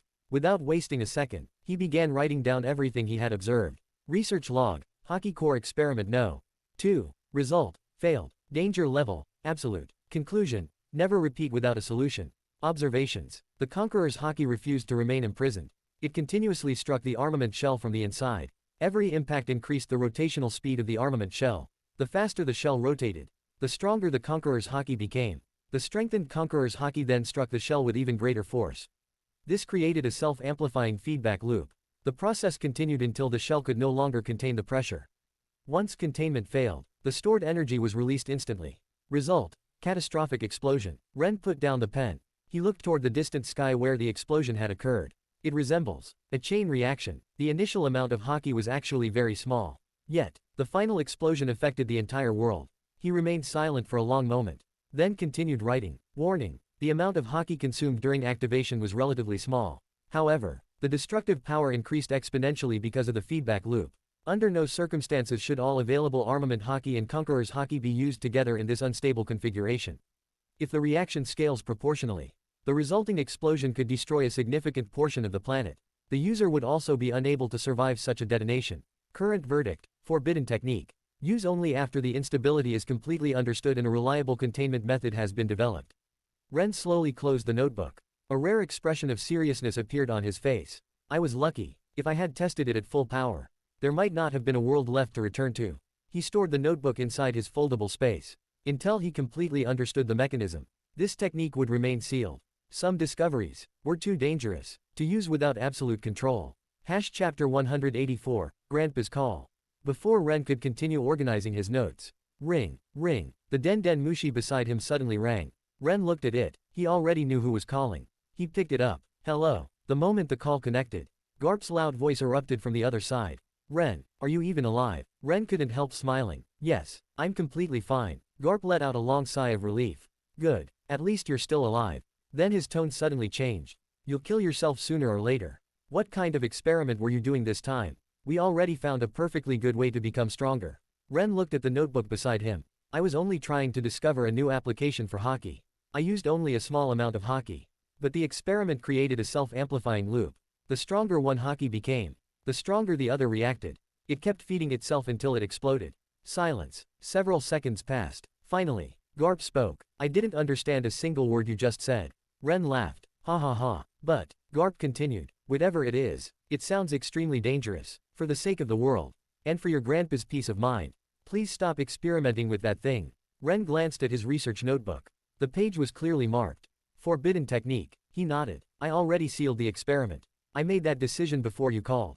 Garp immediately relaxed. Good. Then don't touch it again until you're absolutely certain you won't blow up the planet. Ren smiled helplessly. I wasn't planning to. Garp laughed loudly. Ha ha ha. Good. Just do your usual training. Punch mountains. Cut islands. Fight strong people. Those are much less dangerous than whatever crazy thing you just invented. Ren couldn't help laughing. When you put it that way, it really does sound safer. Of course it is. Garp replied proudly. I've been training like that my whole life. I've never nearly destroyed the world. Ren looked toward the sky where the clouds had finally begun to recover. I'll focus on ordinary training for a while. No more dangerous experiments. That's more like it. Garp nodded in satisfaction. Now your grandpa can sleep peacefully. The call ended. Ren slowly placed the Den Den Mushi back on the table. He looked once more at the words written in his notebook. Forbidden technique. Then he quietly closed the book. Quote. Some ideas should remain ideas until the day they're truly understood. For now, Ren returned to the simplest path of becoming stronger. Training. The path that had never failed him. Chapter 185, Two Monsters. 2 weeks passed. The sea gradually returned to normal. The sky recovered. Even the hole left in the clouds had long disappeared. Everything seemed peaceful once again. During those 2 weeks, Garp had even stopped by Ren's island once. Not to train, not to fight, simply to make sure his grandson hadn't started another world-ending experiment. After confirming Ren was quietly training, Garp happily left. Everything was calm. Then, boom, the entire island suddenly shook. Ren's cup of tea shattered on the table. The sea surrounding the island erupted violently. Large waves rose one after another.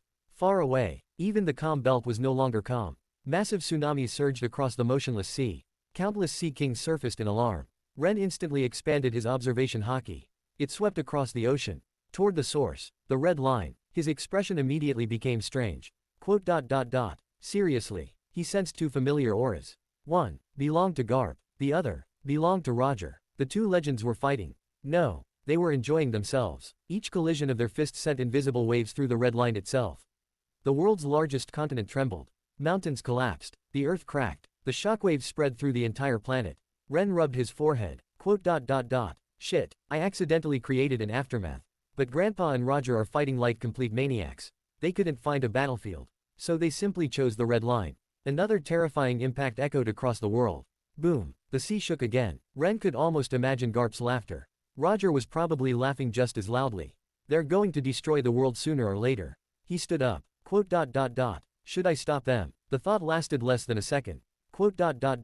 No, I'm definitely not standing between two crazy monsters. He calmly sat back down. There were some battles that normal people simply shouldn't interrupt. Ren wasn't weak. Far from it. He had already surpassed almost everyone in the world. But king-level monsters were different. Before, he had relied on ruthless training and the limitless applications of his devil fruit to close the gap between himself and those born monsters. He knew better than anyone. He didn't possess the same natural talent as Roger, or Garp, or Whitebeard, or Rayleigh, or Sengoku. Their talent was terrifying enough on its own. Now, after breaking the limits of their bodies in another world, they had become something even more frightening. Calling them monsters didn't feel appropriate anymore. They had already surpassed that description. Ren looked toward the trembling horizon. If I go there, I'll probably become collateral damage. Another earth-shaking collision echoed through the world. Ren silently poured himself another cup of tea. Quote. My little life is more important. He raised the cup toward the distant red line. Good luck to the people living nearby. I'm staying right here, far away. The laughter of two old rivals continued to shake the heavens. And for the first time, Ren genuinely pitied the world government. They had to deal with one monster before. Now, there were 5. Chapter 186, The Battle That Shook the World. The moment Garp and Roger's battle intensified, the other 4 immediately sensed it. Whitebeard stopped drinking. His eyes turned toward the red line. Gurararara. So those two finally found someone they can go all out against. Rayleigh sighed. I knew this would happen sooner or later. Sengoku pinched the bridge of his nose. They actually chose the red line. They're going to give the world government a headache. Far away, across every sea, powerful individuals raised their heads. The 3 emperors, the 7 warlords, marine headquarters, CP0, countless vice-admirals, kings of powerful nations. Every expert near the red line felt the terrifying vibrations spreading through the world. But none of them could identify the 2 haki signatures. The haki was simply too overwhelming, too condensed, too far beyond anything they had ever encountered. It no longer felt like the haki of ordinary humans. It felt like two natural disasters colliding. The Holy Land suffered the greatest impact. Buildings shook violently. Walls cracked. Countless celestial dragons hid inside their residences in terror. The entire Red Line trembled continuously. Deep beneath Pangaea Castle, Amu silently observed the direction of the battle. For the first time in countless years, Amu chose not to interfere. Those two monsters were fighting at a level where entering the battlefield would accomplish nothing. Even the ancient weapon Uranus might not achieve the desired result if fired directly into the center of that clash. No one could predict what would remain afterward. Even in the oldest records preserved by the world government, there were few accounts of battles that shook the surface of the entire world through physical combat alone. Meanwhile, at the center of the battlefield, two old rivals had completely forgotten everything else. Garp, ha ha ha, Roger, the hero of the Marines, laughed wildly. The Pirate King answered with the same excitement. Garp grabbed an enormous section of the Red Line. With terrifying physical strength, he tore an entire mountainside free. Take this. The mountain flew through the sky. Roger grinned. His black blade flashed. Slash. The mountain split cleanly in half. The two halves continued flying past him. Before they could reach the sea, Garp was already in front of him. His fist descended. Roger raised his sword. Fist against blade. They never touched. Black lightning exploded between them. Boom. The impact alone shattered dozens of surrounding cliffs. The Red Line split open beneath their feet. Roger laughed. Again, his blade erupted with overwhelming conqueror's haki. Divine departure. The crimson-black slash tore across the Red Line. Garp didn't dodge. Instead, he rushed straight into it. His fist collided with the slash itself. The heavens split. The sea below exploded upward. Moments later, Garp seized Roger by the shoulder. With a roar, he slammed him deep beneath the Red Line. Boom. Before the dust could settle, Roger burst back out of the earth laughing. Blood trickled from the corner of his mouth. So that's what I've been waiting for. The battle continued. Sometimes, Roger's sword clashed against Garp's fist. Sometimes, Garp buried Roger beneath layers of rock. Sometimes, Roger's divine departure carved enormous gashes across the Red Line itself. Neither of them cared. Neither of them held back. From a distance, it looked as though two giants were battling. Every clash was capable of destroying an island. The only difference was that their battlefield wasn't an ordinary island. It was the Red Line itself. And every collision echoed across the entire world. Chapter 187, A King's Invitation. The battle continued. Hours passed. Neither Garp nor Roger showed the slightest sign of slowing down. Instead, their smiles grew wider. Another collision erupted. Boom. The Red Line shook once more. Far away, Whitebeard stood up. Gurararara. I can't just watch forever. He tore open space with a single vibration. A spatial crack appeared before him. Without hesitation, Whitebeard stepped inside. Sabayati Archipelago. Rayleigh looked toward the Red Line. He smiled helplessly. So even Newgate couldn't resist. A second later, he disappeared. Marineford. Sengoku sighed. I suppose paperwork can wait. Golden light covered his body. He shot toward the Red Line. Back on his island, Ren naturally sensed all three movements. He looked toward the horizon. They're all going. He wasn't surprised. For warriors like them, watching such a battle without joining was almost impossible. Several minutes later, the three arrived. The battlefield became strangely quiet. Roger and Garp stopped fighting. The five old monsters looked at each other. Then, Roger laughed. Ha ha ha, so all of you came. Whitebeard rested Murakumogiri on his shoulder. You two looked like you were having too much fun. Rayleigh smiled. I was beginning to miss this. Sengoku folded his arms. If you're going to shake the whole world, you might as well include us. Garp burst into laughter. Ha ha ha, good. It's been too long since all five of us fought together. The air became silent. 5 overwhelming haki auras slowly rose. The sky darkened. The clouds split apart. Lightning covered the heavens. Across the world, everyone felt it. 1 overwhelming haki had become 5. Marine headquarters fell completely silent. The 3 emperors stopped what they were doing. The Holy Land trembled even more violently. Even Imu's expression became grave. 5. Back on the Red Line. Roger grinned. Same rules as before. No holding back. Whitebeard cracked his neck. Gurararara. I never planned to. Rayleigh slowly drew his sword. It's been decades. Sengoku's body shone with golden light. Let's see how much stronger we've become. Garp grinned from ear to ear. Then, come at me. The next instant, 5 figures vanished simultaneously. Boom. A shockwave far greater than before swept across the Red Line. Mountains crumbled. The sea below split apart. The entire world trembled. On his peaceful island, Ren silently watched the distant sky. No, I'm definitely not going. 1 Garp was already dangerous. Now there are 5. He picked up his teacup. I'd rather live a few hundred more years. Far away, the laughter of 5 old monsters echoed across the heavens. For them, this was merely a reunion. For everyone else, it felt like the end of the world. Chapter 188, the end of the reunion. The battle between the five legends lasted an entire day. No victor, no loser, only endless laughter, and countless shattered mountains. The Red Line had gained hundreds of new scars. Massive canyons stretched for kilometers. Entire mountain ranges had disappeared. Fortunately, the battlefield had been carefully chosen. A deserted section of the Red Line. Otherwise, the casualties would have been unimaginable. As the sun began to set, the five finally stopped. Each of them bore injuries, bruises, cuts, torn clothes. Yet, the smiles on their faces had never been brighter. Roger laughed loudly. Ha ha ha, this is what I've been missing. Garp wiped the blood from the corner of his mouth. It's been decades since I've enjoyed a fight this much. Whitebeard planted Murakumogiri into the ground. Gurararara. So this is what breaking the body's limiter feels like. Rayleigh sheathed his sword. I've become old, but somehow stronger than ever. Sengoku looked at his bruised fist. So this is the path beyond our old limits. For a while, none of them spoke. They simply stood together, watching the sunset. Roger suddenly smiled. Ren really gave us an incredible gift. The others nodded. Without Ren, none of this would have been possible. Not Roger's revival, not Whitebeard's restored youth, not their journey to another world, nor the chance to continue climbing higher. Garp suddenly laughed. Ha ha ha, next time, let's find a battlefield that's not attached to the world. Whitebeard nodded immediately. I agree. Roger grinned. There are plenty of worlds waiting for us. Rayleigh smiled. Then our next destination should be another world. Sengoku folded his arms. But before that, we should let this world recover. The others couldn't argue with that. They had shaken the seas for an entire day. If they continued, even nature would struggle to calm itself. One after another, the five left. Roger and Rayleigh returned to Sabayati. Whitebeard opened a crack in space and disappeared. Sengoku flew back toward Marineford. Garp scratched his head. I should probably check on Ren. He'll think I blew up half the world. Laughing, he leapt into the sky. Meanwhile, on his island, Ren slowly exhaled after sensing the five auras separate. They're finally done. He looked toward the distant Red Line. Even from hundreds of kilometers away, he could still see enormous dust clouds rising into the sky. He shook his head helplessly.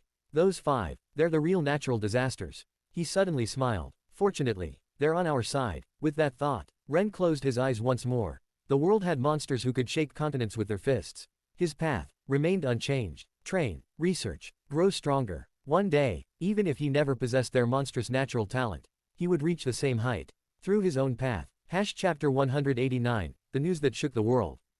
The next morning, across every sea, countless news coups flew through the sky. Newspapers rained onto islands, villages, cities, marine bases, pirate ships, and the Holy Land itself.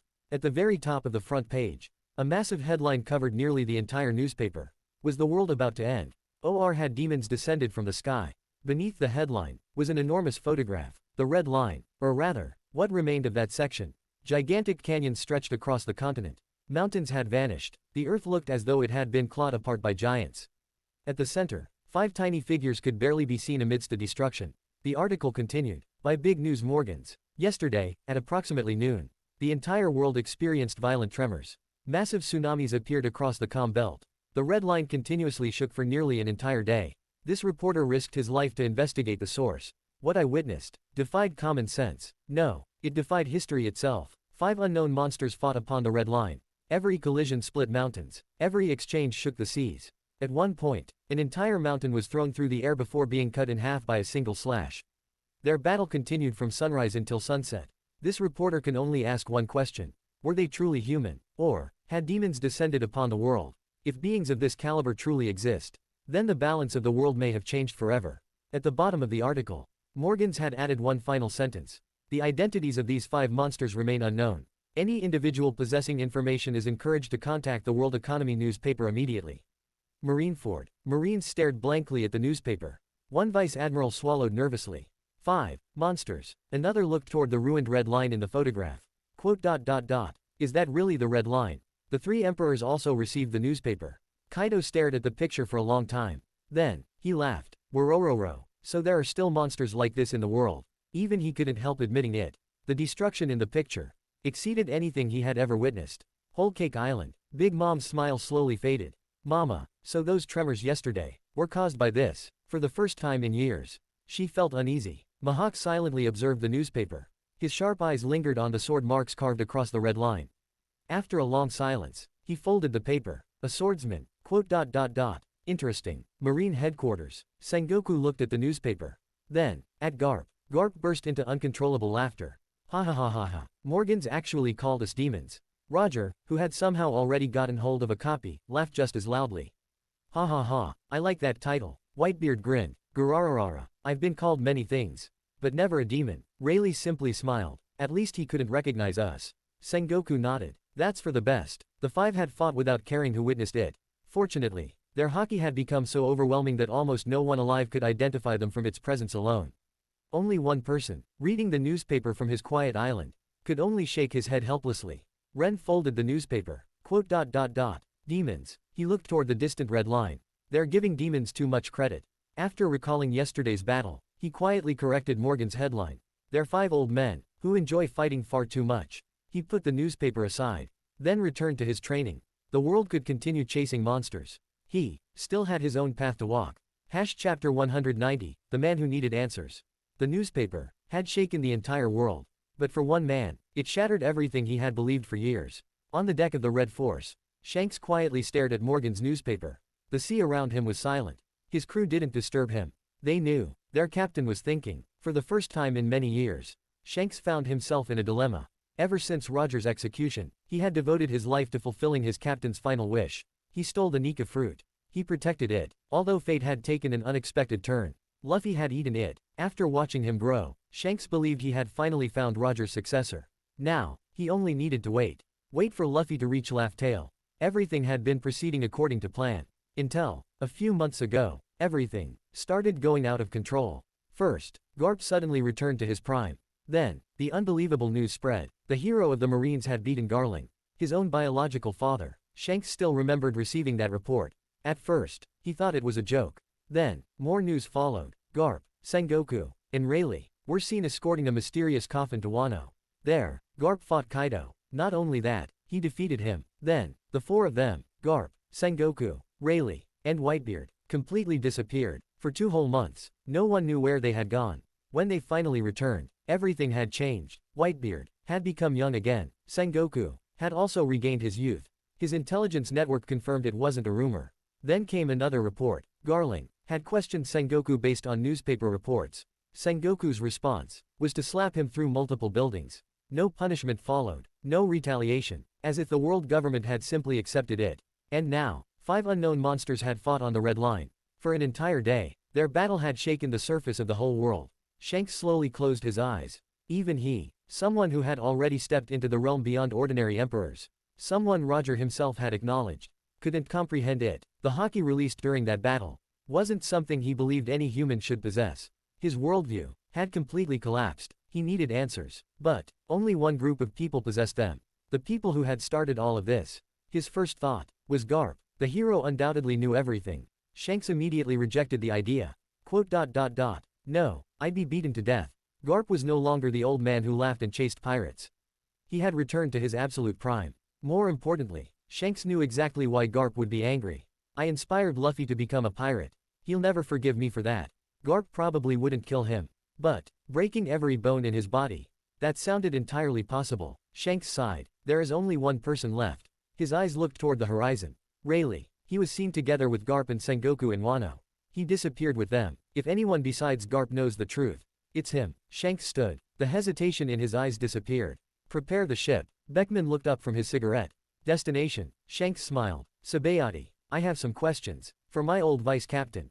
Far away, on Sabayati Archipelago, Rayleigh, who was peacefully drinking with Roger and Shaki, suddenly smiled. Roger noticed it. What is it? Rayleigh took another sip of his drink. We're about to receive a visitor. Roger laughed. Ha ha ha. Let me guess. The red-haired brat. Rayleigh nodded. He finally couldn't hold back his curiosity. Shaki smiled knowingly. Can you really keep all of this a secret? Rayleigh looked toward the distant sea. We promised Ren. So, he'll only learn what he's allowed to know. Outside, the waves gently carried a familiar ship toward Sabayati. Chapter 191, Captain and Apprentice. The Red Force quietly anchored outside Sabayati Archipelago. Shanks looked toward the island. Then at his crew. You all stay here. Beckman frowned. Captain. Shanks smiled. I'll be fine. This is a private conversation. Without waiting for a reply, he stepped onto the island alone. A few minutes later, Shanks stood before the familiar bar. Shaki's rip-off bar. He slowly pushed open the door. Creak. The moment he entered, he froze. His breathing stopped. Sitting at the counter, laughing while holding a mug, was the man who should have been dead. The Pirate King. Gall D. Roger. Beside him, Rayleigh calmly sipped his drink. Shaky stood behind the counter, smiling as usual. Shank's pupils trembled. Captain. His voice was barely audible.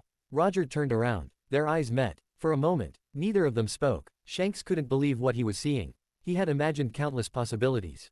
Ancient weapons, unknown enemies, a hidden organization, but never this. Roger was alive, not an illusion, not a corpse, not a ghost, alive, breathing, laughing, even stranger. The moment Shanks instinctively sensed Roger's hockey, his body tensed on its own.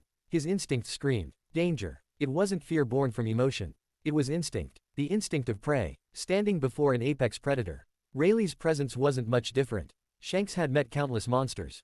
Whitebeard, Kaido, Big Mom, Mihawk, even Garp. Yet, the pressure from the two men before him was on an entirely different level. He unconsciously swallowed. Captain, is that really you? Roger's smile widened. Then he burst into laughter. Ha ha ha ha ha. You've really grown up. The crying brat who used to follow me around has become a fine man. Roger stood. He walked toward Shanks, then placed a hand on his shoulder. I can tell. You're already halfway into the king's realm. You haven't disappointed me. Shanks remained speechless. Hearing those words, from Roger himself, made every year after the Pirate King's execution feel unreal. Roger laughed again. So, are you just going to stand there? Or are you going to hug your old captain? Shanks finally smiled. A smile mixed with disbelief, relief, and overwhelming emotion. Without another word, he embraced Roger. For the first time in over 20 years, captain and apprentice met once again. Rayleigh quietly watched the reunion. A gentle smile appeared on his face. Shaky poured another drink. I suppose this conversation is going to be a long one. Outside, the waves gently struck the shore. Inside the small bar, a reunion that should have been impossible had finally become reality. Chapter 192, the name. Roger burst into laughter. Ha ha ha ha ha. You really had the courage to inspire Garp's grandson to become a pirate. You've inherited my fearlessness too. Shanks smiled awkwardly. Captain, I didn't know Luffy was Garp's grandson. I only found out later.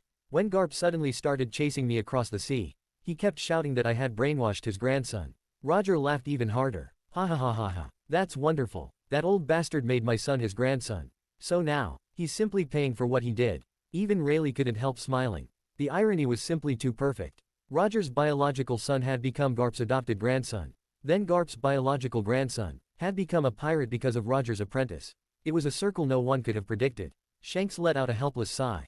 Then his expression became serious. He looked at Roger, then at Rayleigh. So, it was the five of you on the red line. You, Rayleigh, Whitebeard, Garp, and Sengoku. Rayleigh smiled. You figured it out quickly. Shanks shook his head. I suspected it a long time ago. I just couldn't identify the fifth person. But now, he looked at Roger. The numbers finally make sense. Silence filled the bar. Shanks slowly took a deep breath. Then asked the question that had been tormenting him for months. Can you please explain, what in the world is happening right now? I'm tired of guessing. Roger and Rayleigh exchanged a glance.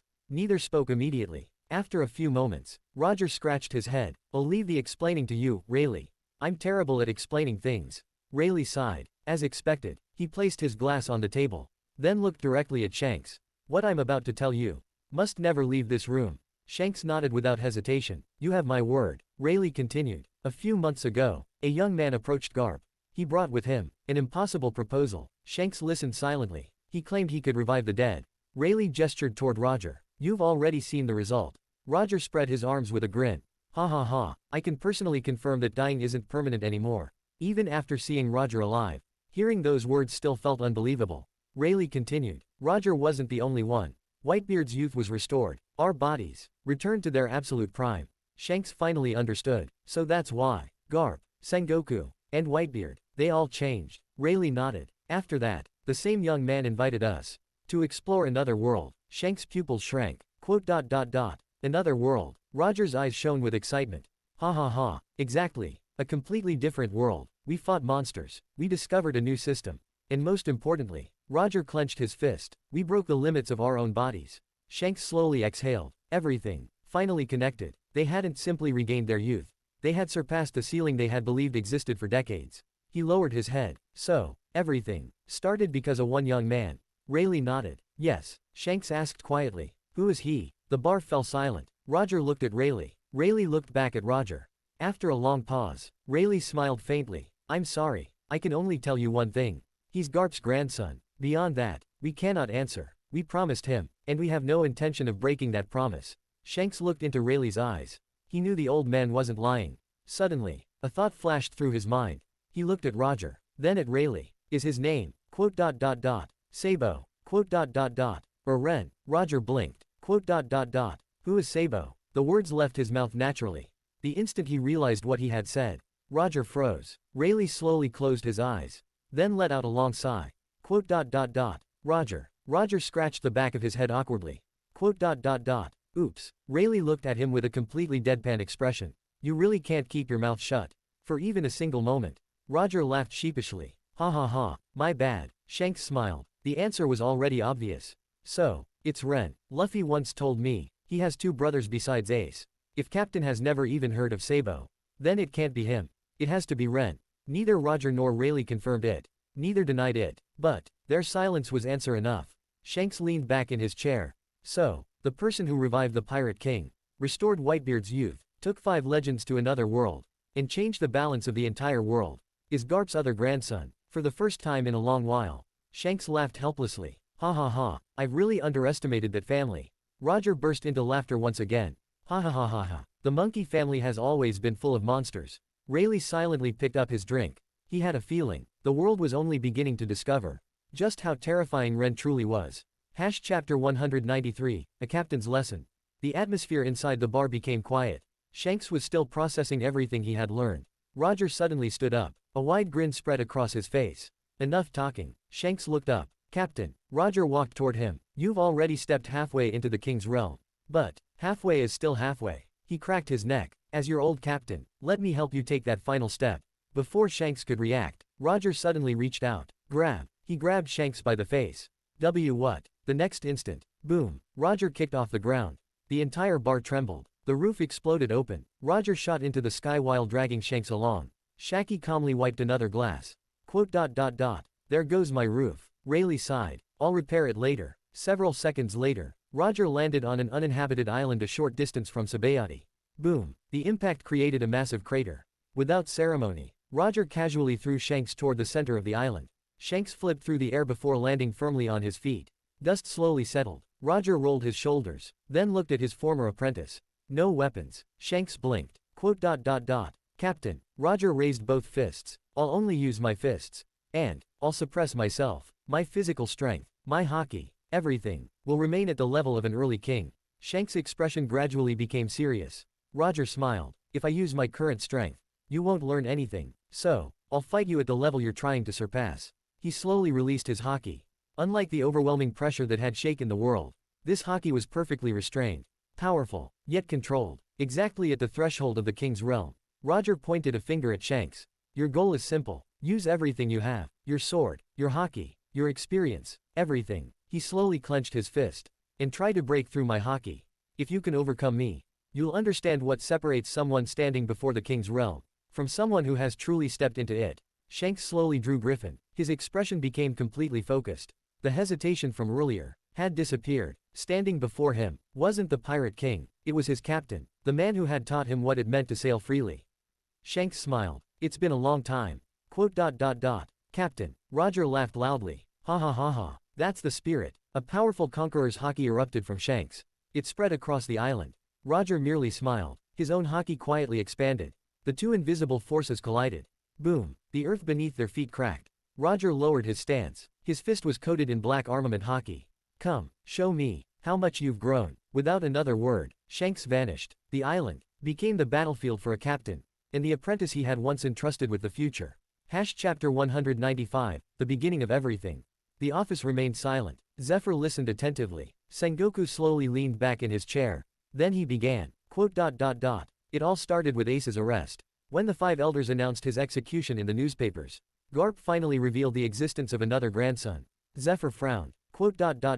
Another grandson. Sengoku nodded. His name is.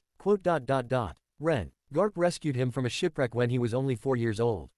Later, he adopted him. Zephyr remained silent. Sengoku continued. Ren was born with a serious illness. From a very young age, doctors concluded he wouldn't survive until adulthood. But fate changed. He ate the length fruit. Zephyr was surprised. That ordinary devil fruit. Garp burst into laughter. Ha ha ha. That's what everyone thought. Sengoku smiled faintly. It was an ordinary fruit. But it found an extraordinary user. He never accepted the fruit's original limitations. He began using it in ways no one had ever imagined. He shortened distance itself, creating teleportation. He maintained a constant distance beneath himself, allowing him to fly. He even accelerated the distance between his own thoughts, dramatically increasing his thinking speed. Zephyr's eyes widened. Sengoku continued. He completely reverse-engineered the 6 powers. Using that knowledge, he developed life return through his own research. Then, he shortened the length of injuries. He shortened the length of illnesses. Combined with life return, he gained an extraordinary healing ability. Garp laughed proudly. That brat was crazy from the very beginning. At 7 years old, he was already punching mountains. To train his fists, Zephyr couldn't help blinking. 7. Sengoku nodded. He also created one of the most unbelievable techniques I've ever seen. Infinity. Zephyr quietly repeated the name. Infinity. Sengoku explained. When an object approaches Ren, he infinitely subdivides the remaining distance between himself and the object. The object continuously slows, yet mathematically, it never reaches him. In simple terms, it's an almost unbreakable defense. Zephyr's expression became more serious. He even used that technique underwater.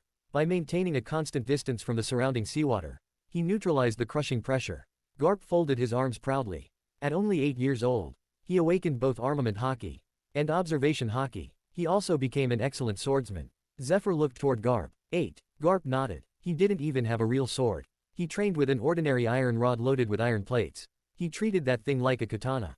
Sengoku continued. As he grew stronger, he became dissatisfied with the limitations of his devil fruit. So, he started researching space itself. Spatial coordinates, tearing space, collapsing space, and countless other applications. He pushed the length fruit far beyond what it was originally capable of. Zephyr listened without saying a word. Then Sengoku said something that completely overturned common knowledge. One day, the devil fruit left his body. Zephyr's pupils shrank. What? It reincarnated into a nearby fruit. But Ren retained every single ability. The fruit's curse also disappeared. He could swim again. Garp smiled proudly. That brat named the phenomenon liberation. He believes that when a devil fruit user completely surpasses the original concept of the fruit, the devil within the fruit leaves. The user keeps everything, while the fruit is reborn elsewhere. Silence filled the office. Even Zephyr, a former admiral who had witnessed countless miracles, couldn't immediately process what he had just heard. Sengoku slowly stood. And that's still not everything. Ren also possesses Conqueror's haki. He forged a black blade. Using nothing more than an ordinary katana, he accomplished things that should have been impossible. Zephyr slowly exhaled. He finally understood why Garp had become so proud, why Sengoku had changed, why the balance of the world had begun to shift. Because the source of all those miracles was a young man who refused to believe that anything was truly impossible. Chapter 196, 4 Grandsons. Zephyr remained silent. Everything Sengoku had said already sounded unbelievable. Yet, Sengoku wasn't finished. He took another sip of tea before continuing. To be honest, when Garp first told us about Ren, I didn't believe him either. None of us did. He looked at Garp. I had actually met that boy once. Years ago, Garp forcibly brought him to Marine headquarters to let the Marine's best doctors examine him. Back then, his illness was so severe that everyone believed he wouldn't live much longer. Zephyr nodded. He vaguely remembered that incident. A frail child, who could barely stand. Sengoku continued. But later, Garp showed us something. His own body. He had already returned to his prime. It was Ren's ability. Ren didn't simply restore Garp's youth. He extended Garp's prime itself. As long as he lives, Garp will remain in his physical prime. Zephyr looked at Garp in disbelief. Until death. Garp nodded proudly. Ha ha ha. That brat said old age won't bother me anymore. Sengoku smiled helplessly. After seeing that, we finally accepted Ren's abilities. We thought an extraordinary battle would take place at Marineford. We prepared for Whitebeard. We prepared for Kaido. We prepared for every possible outcome. He paused, then smiled bitterly. But the battle never even began. Zephyr frowned. Why? Sengoku looked out the window. Because Ren had already made his move. The moment his 3 brothers chose the paths of pirates and revolutionaries, he had already begun making preparations. When Ace was imprisoned, Ren simply took him away. Zephyr blinked. Just like that, Garp burst into laughter. Ha ha ha ha. Not a single person noticed him. Sengoku rubbed his forehead. He even called us. Before taking Ace, he calmly informed us that he was taking Ace away. And then, he disappeared with him. The security of both Marineford and Impel Down meant absolutely nothing to him. Zephyr remained speechless. Then, he suddenly noticed something. Wait, you said, 3 brothers. I know Ace, I know Luffy, but who became a revolutionary? Sengoku answered immediately. Sabo, Garp's other grandson. Garp believed he had died years ago. But he survived. He simply lost his memories. You probably know him by another title. The Chief of Staff, of the Revolutionary Army. Zephyr's eyes widened. He couldn't speak for several seconds. Then, very slowly, he turned toward Garp. His expression became increasingly strange. Finally, he couldn't hold it in anymore. Garp. Garp scratched his head. Zephyr pointed directly at him. What the hell is wrong with you? Garp blinked. What? Zephyr stood up and slammed both hands onto Sengoku's desk. Bang. I have the exact same question the 5 elders asked. He pointed at Garp again. Do you have some personal grudge against the Marines? Or, he narrowed his eyes. Do you have doubts about my teaching methods? Garp looked completely confused. What are you talking about? Zephyr nearly exploded. You have 4 grandsons. 4. He began counting on his fingers. Ren, Luffy, Ace, Sabo. 1 became capable of changing the world. 2 became pirates. 1 became the Revolutionary Army's chief of staff. He stared at Garp in disbelief. And not a single one. Not a single one ever attended one of my marine training classes. Zephyr covered his face. His shoulders trembled. If people outside hear this story, the Marines will become the biggest joke in the world. The hero of the Marines raised 4 grandsons, and every single one chose someone else's side. The office fell completely silent. Sengoku slowly turned away. His shoulders were shaking. He was trying very hard not to laugh. Garp scratched the back of his head, then grinned innocently. Ha ha ha, when you put it like that, it does sound pretty bad. The next second, Zephyr picked up a nearby file. Garp, smack. The file landed squarely on Garp's head. Even Sengoku could no longer hold back his laughter. Ha ha ha ha ha. Chapter 197, The Journey Beyond Death. After several minutes, Sengoku finally controlled his laughter. He took a deep breath. Now, back to the story. Zephyr nodded. Although he was still digesting everything he had heard, he remained silent. Sengoku continued. On that very same night, after rescuing Ace, Ren emptied the entire Holy Land. Zephyr's eyes widened. The entire Holy Land. Sengoku nodded. He infiltrated Mary Geoise. He emptied every treasury. And, he defeated every god's knight who stood in his way. He deliberately created the largest possible disturbance, so the world government would stop focusing on Ace. Fortunately, it worked. The entire world's attention shifted toward the Holy Land. The matter of Ace quietly disappeared. Zephyr slowly exhaled. Even that unbelievable event had only been part of Ren's plan. Sengoku continued. Everything became peaceful. Or, at least we thought it had. He glanced at Garp. As usual, Garp went to check on Ren. You know how worried he always is. He constantly fears Ren will kill himself through his reckless training. Garp scratched his head. That brat has never understood the word safe. Sengoku nodded. But when Garp arrived, he discovered something unbelievable. Ren had constructed an enormous teleportation formation. Zephyr frowned. For what purpose? To search for the coordinates of another world. Silence. Zephyr stared at Sengoku. Sengoku calmly continued. Ren had reached the limit of our world. There was no stronger opponent, no greater challenge. So, he decided to leave this world entirely. Even Zephyr felt chills. A man who had become too strong for the world itself. Sengoku continued. After hearing Garp's report, I immediately decided to personally keep an eye on him. Garp and I reached the same conclusion. Ren was far more frightening than all the emperors combined. So, I temporarily appointed Kizaru as acting fleet admiral. And together with Garp, first left Marine headquarters. Zephyr smiled faintly. You actually found an excuse. Sengoku coughed. We officially announced that we were searching for treasure to help fill the Marines' annual budget. Even Zephyr couldn't help smiling. That certainly sounded like something Garp and Sengoku would do. Sengoku continued. Just as we feared, Ren had already found another world's coordinates. But, he needed companions. So, he proposed something none of us expected. He wanted to revive Roger. Zephyr's breathing stopped. Roger. He also planned to restore Rayleigh, myself, and later, Whitebeard, all back to our absolute prime. Zephyr looked between Garp and Sengoku. Neither of them appeared to be joking. Sengoku continued. The first step was obtaining Roger's body. We went to Rayleigh. He had secretly preserved Roger's remains all these years. Then, we searched for Brook. Zephyr frowned. The Soul King. Sengoku nodded. Ren needed information about the land of the dead. Brook told us that the entrance he had once escaped through was located within the Florian Triangle. So, Ren first restored Rayleigh, myself, and Roger's physical body to its prime. Then, he drew his sword and cut open reality itself. A long silence followed. He created a crack leading directly into the afterlife. Zephyr slowly whispered. Quote dot dot dot. Impossible. Sengoku smiled bitterly. That's exactly what I said. We entered together. Fortunately, Roger's soul recognized his own body. It returned on its own. So we immediately guided his soul back into it.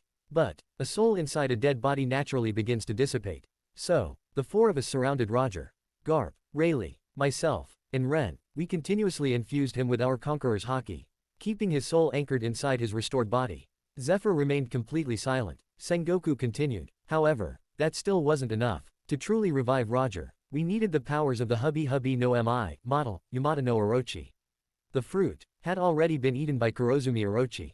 So, we traveled to Wano. Roger's restored body was hidden inside the coffin everyone saw. Zephyr finally understood. So that's what was inside. Sengoku nodded. Exactly. Fortunately, Ren possessed another unbelievable ability. He could extract a devil fruit from a living user, without waiting for their death. Zephyr's eyes widened again. He extracted the Orochi fruit, and fed it directly to Roger. Only then, did Roger truly return to life. Garp suddenly laughed. Ha ha ha. Before we could even finish, Kaido showed up. He kept asking too many questions. So, I punched him until he stopped asking. Zephyr rubbed his forehead. You mean, you knocked out Kaido, because he was being annoying? Garp nodded without the slightest embarrassment. Exactly. He talks too much. Sengoku sighed. That is why the newspapers reported Garp defeating Kaido. It wasn't part of the plan. It was simply, quote dot dot dot, Garp solving a problem in the most direct way possible.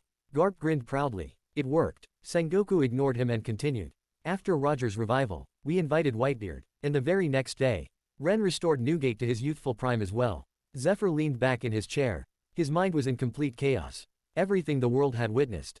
The return of legends, the impossible battles, the overwhelming haki, the balance of the seas changing overnight. It all traced back to one young man who had decided that even death itself should no longer be an absolute law. Chapter 198, Secrets that could shake the world. The office became completely silent. Zephyr simply stared at Garp and Sengoku. For the first time in decades, the former admiral didn't know what to say. After a long while, he slowly rubbed his forehead. I don't even know how to react anymore. He looked at the two old friends before him. If the world ever learns about another world, or that the dead can be revived, or that devil fruits can be extracted from living users. He paused. Quote dot dot dot. I honestly don't know what will happen. It would throw the entire world into chaos.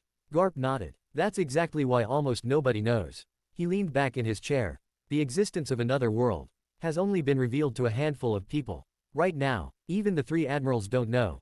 So you don't need to worry about the world government. They're even further from learning the truth. Sengoku nodded in agreement. The same goes for Roger's revival.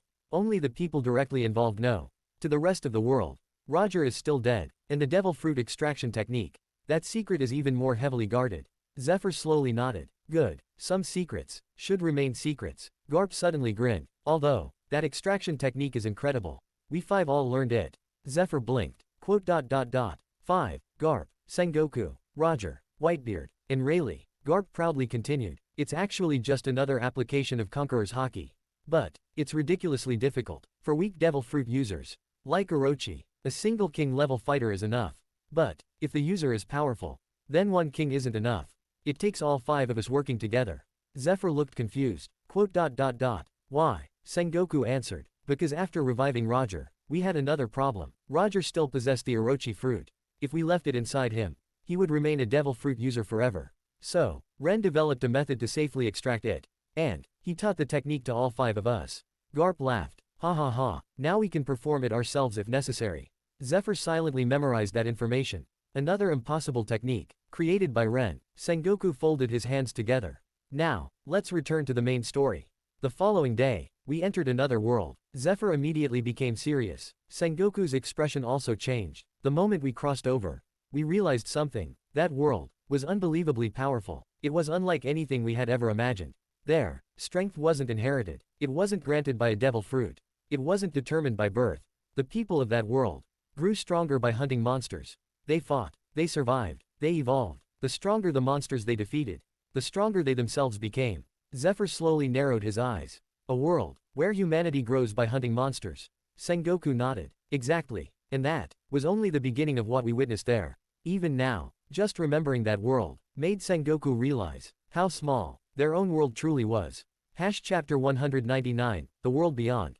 Sengoku continued his story. That world was completely different from ours. The people there were, on average, much stronger than those in our world. But they also had obvious flaws. Zephyr listened carefully. In that world, people become stronger by hunting monsters and gaining levels. Humans aren't the only intelligent race. There are elves, dwarves, beastmen, giants, demons, spirits, and countless other races. Their entire civilization revolves around professions. There are combat professions such as swordsman, mage, archer, tanker, knight, priest, assassin, and many more. And there are daily professions like blacksmith, farmer, doctor, merchant, scholar, alchemist, carpenter, and countless others. There are also hidden, unique, and even legendary professions. But those are extremely rare.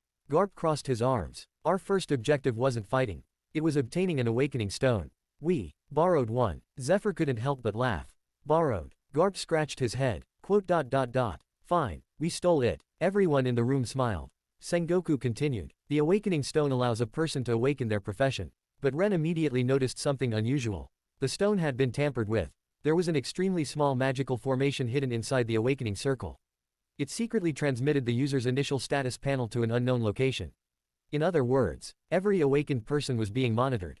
Zephyr frowned. So the entire world's awakening system was under surveillance. Sengoku nodded. Exactly. The awakening stones themselves were naturally formed treasures. But someone had engraved countless formations onto them. There were even self-destruct formations. The moment anyone tried removing those formations, the stone would immediately destroy itself. Garp laughed. The funny part, the formations were so complicated. Even Ren admitted they were beyond anything he had ever seen. But Ren has a unique ability. He can control any existing formation. And even if he can't fully understand one, he can still cut off its energy source, or sever its connection to whatever it's linked to. So, he carefully disabled every hidden formation without damaging the awakening stone. Only then did we use it. Sengoku raised one finger. Each awakening stone can only be used 10 times. So every use was precious. The moment we awakened, we received our initial status panels. Our starting attributes shocked even Ren. Every single one of our basic attributes exceeded 900. Some even reached 999. Zephyr's eyes widened. Impossible. Sengoku smiled. To the people of that world, it truly was. They rely heavily on mana. Every time they level up, they gain 10 attribute points. Those points are automatically distributed according to their profession. A swordsman's strength and agility increase the most. A mage mainly gains intelligence and spirit. An archer specializes in agility. A tanker focuses on constitution and strength. Every class has clear strengths and equally clear weaknesses. There is no balance. Even hidden and unique professions follow similar principles, although very little information exists about them. Garp added, a normal level 100 expert usually has only one attribute above 700. The rest are spread across the remaining stats. The monsters and intelligent races follow exactly the same system. They're simply born with different racial talents. Sengoku nodded. According to ancient records, only legendary monsters possess perfectly balanced attributes. And as for beings beyond level 100, there were no records at all. We later learned why. The region we entered was considered a remote frontier. It couldn't even produce a level 60 powerhouse. Zephyr frowned. So your first impression of that world wasn't even its strongest region? No, not even close. Sengoku continued. There was another difference. The people there ended battles quickly. Hours at most. Mana was powerful, but finite. They couldn't sustain prolonged combat. Our world is different. Top-tier fighters can battle continuously for 3 days and 3 nights.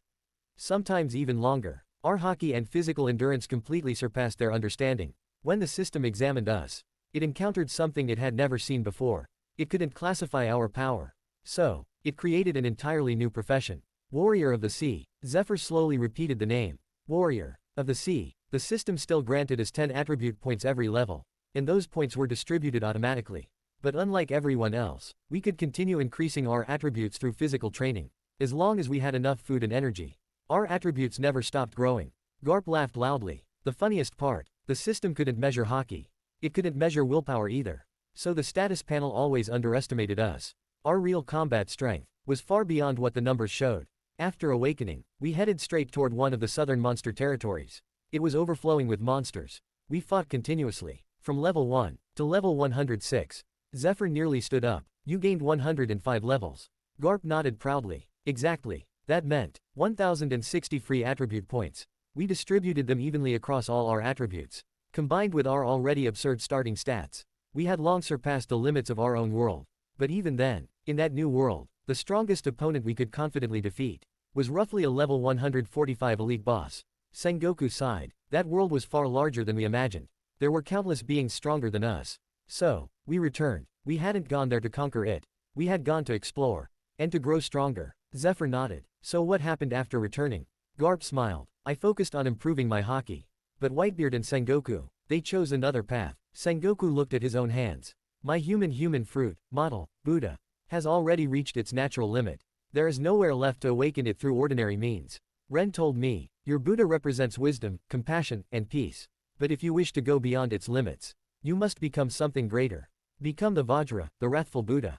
Buddhism teaches that anger only burns the one who holds it. But righteous wrath, the determination to destroy evil while protecting others, is different. Harness that power. Only then can your fruit achieve true liberation. Sengoku slowly closed his eyes. So, I've begun walking that path. Whitebeard chose something entirely different. He wasn't trying to increase his destructive power. He was trying to gain perfect control. His goal was to create earthquakes. Without striking anything, simply by existing, the world itself would tremble. His awakened devil fruit already allows him to shatter space. He can even tear open space itself for travel. But Ren believes, only when Whitebeard can create earthquakes with absolute precision, without wasting even the slightest bit of power, will his devil fruit reach its true liberation. Sengoku smiled faintly. And that is the next step awaiting all of us. Chapter 200, Monsters Beyond Measure. Sengoku took a sip of his tea before continuing. After returning from that world, none of us stopped training. In fact, we became even more obsessed. Zephyr quietly listened. Sengoku pointed toward Garp. Garp is currently trying to create black bones. Zephyr blinked. Black bones. Garp grinned. If armament haki can permanently blacken a blade, why can't it permanently temper the human skeleton? If I succeed, my bones themselves will become indestructible. Zephyr couldn't help but smile. Only you would think of something so absurd. Garp laughed loudly. Ha ha ha, I'll take that as a compliment. Sengoku continued. As for Roger and Rayleigh, they've already forged permanent black blades. Their swordsmanship has surpassed the realm of the world's greatest swordsman by a considerable margin. The title itself can no longer measure them. Whitebeard isn't far behind, although he mainly fights with his devil fruit. His swordsmanship has also reached an unbelievable level. He's only a small step away from creating his own black blade. Zephyr looked surprised. Whitebeard, a black blade. Sengoku nodded. It happened because of an unusual battle. In the other world, he encountered a rhinoceros elite boss. It possessed complete control over the earth. So Whitebeard challenged it, but instead of using his naginata, he immediately fought with only his devil fruit. The two competed, to see who could shake the earth first. The battle lasted for hours. And afterward, Whitebeard's understanding of vibrations advanced tremendously. Sengoku smiled. Roger has changed as well. His conqueror's haki is growing at an astonishing speed. It becomes stronger almost every day. In Rayleigh, he has become even more terrifying. His speed has reached a level where even Kizaru would feel ashamed. His observation haki has evolved into something almost monstrous. He can perceive things long before they happen. It feels as though nothing can escape his senses. Garp nodded proudly. So, each of us has become a monster. In our own way. Zephyr remained silent for several moments before asking. What about Ren? Garp's expression became unusually serious. He improved just as much. His swordsmanship has advanced tremendously. But that isn't his greatest achievement. After returning, Ren began experimenting with armament haki. He wanted to do something nobody had ever attempted before. He wanted to manifest haki directly into the physical world. Zephyr frowned. Manifest haki. Sengoku nodded. He succeeded. He created a technique called haki core. Garp explained. The technique compresses an enormous amount of haki into a single point. It keeps shrinking, becoming denser and denser. At the same time, the haki spins violently in multiple directions. When it strikes something, all of that rotational force explodes outward. The target simply disappears. There isn't even anything left to destroy. Zephyr's eyes widened. That's already terrifying. Garp slowly shook his head. No, that's only the successful version. What came afterward was the real disaster. Ren wondered, what if I trap Conqueror's haki inside the center of the haki core? So, he did exactly that. The room became completely silent. Sengoku sighed. The moment the compressed armament haki could no longer contain the imprisoned Conqueror's haki, it detonated. It wasn't an explosion. It was a catastrophe. A world-shaking blast. Even Ren himself couldn't control it. The shockwave spread across the sea. It flattened mountains. It split the clouds. And it was the explosion everyone felt. 2 weeks ago, Zephyr finally understood. So, that mysterious shockwave was Ren's experiment. Garp nodded. Exactly. He still hasn't fully mastered it. So for now, that technique remains forbidden. Zephyr remembered something else. Then, what about the battle 2 days ago? The one that shook the red line. Garp burst into laughter. Ha ha ha ha. Oh, that. It wasn't anything important. Zephyr stared at him. Quote dot dot dot. It nearly split the red line. And you call that, not important. Garp scratched his head. Roger and I were simply settling an old score. Zephyr looked confused. What score? Garp snorted. I turned his son into my grandson. And then, his apprentice, Shanks, brainwashed my grandson Luffy into becoming a pirate. So naturally, I had to beat Roger up a little. Sengoku rubbed his forehead. A little, he says. Garp continued as if nothing were wrong. So Roger and I started fighting on top of the red line. Then, Sengoku showed up. Whitebeard arrived. Rayleigh came too. And somehow, it turned into a battle royale. Sengoku sighed helplessly. The 5 of us went all out. We completely forgot why we were there in the first place. Garp laughed loudly. It was fun. Zephyr could only stare blankly at the 2 old men. The mysterious battle that had terrified the entire world, the clash that countless kingdoms believed signaled the beginning of another great war, had actually begun, because one old man blamed another for making his grandson a pirate. For the first time in many years, former Admiral Zephyr genuinely wondered whether the legends of the previous era had all lost their minds.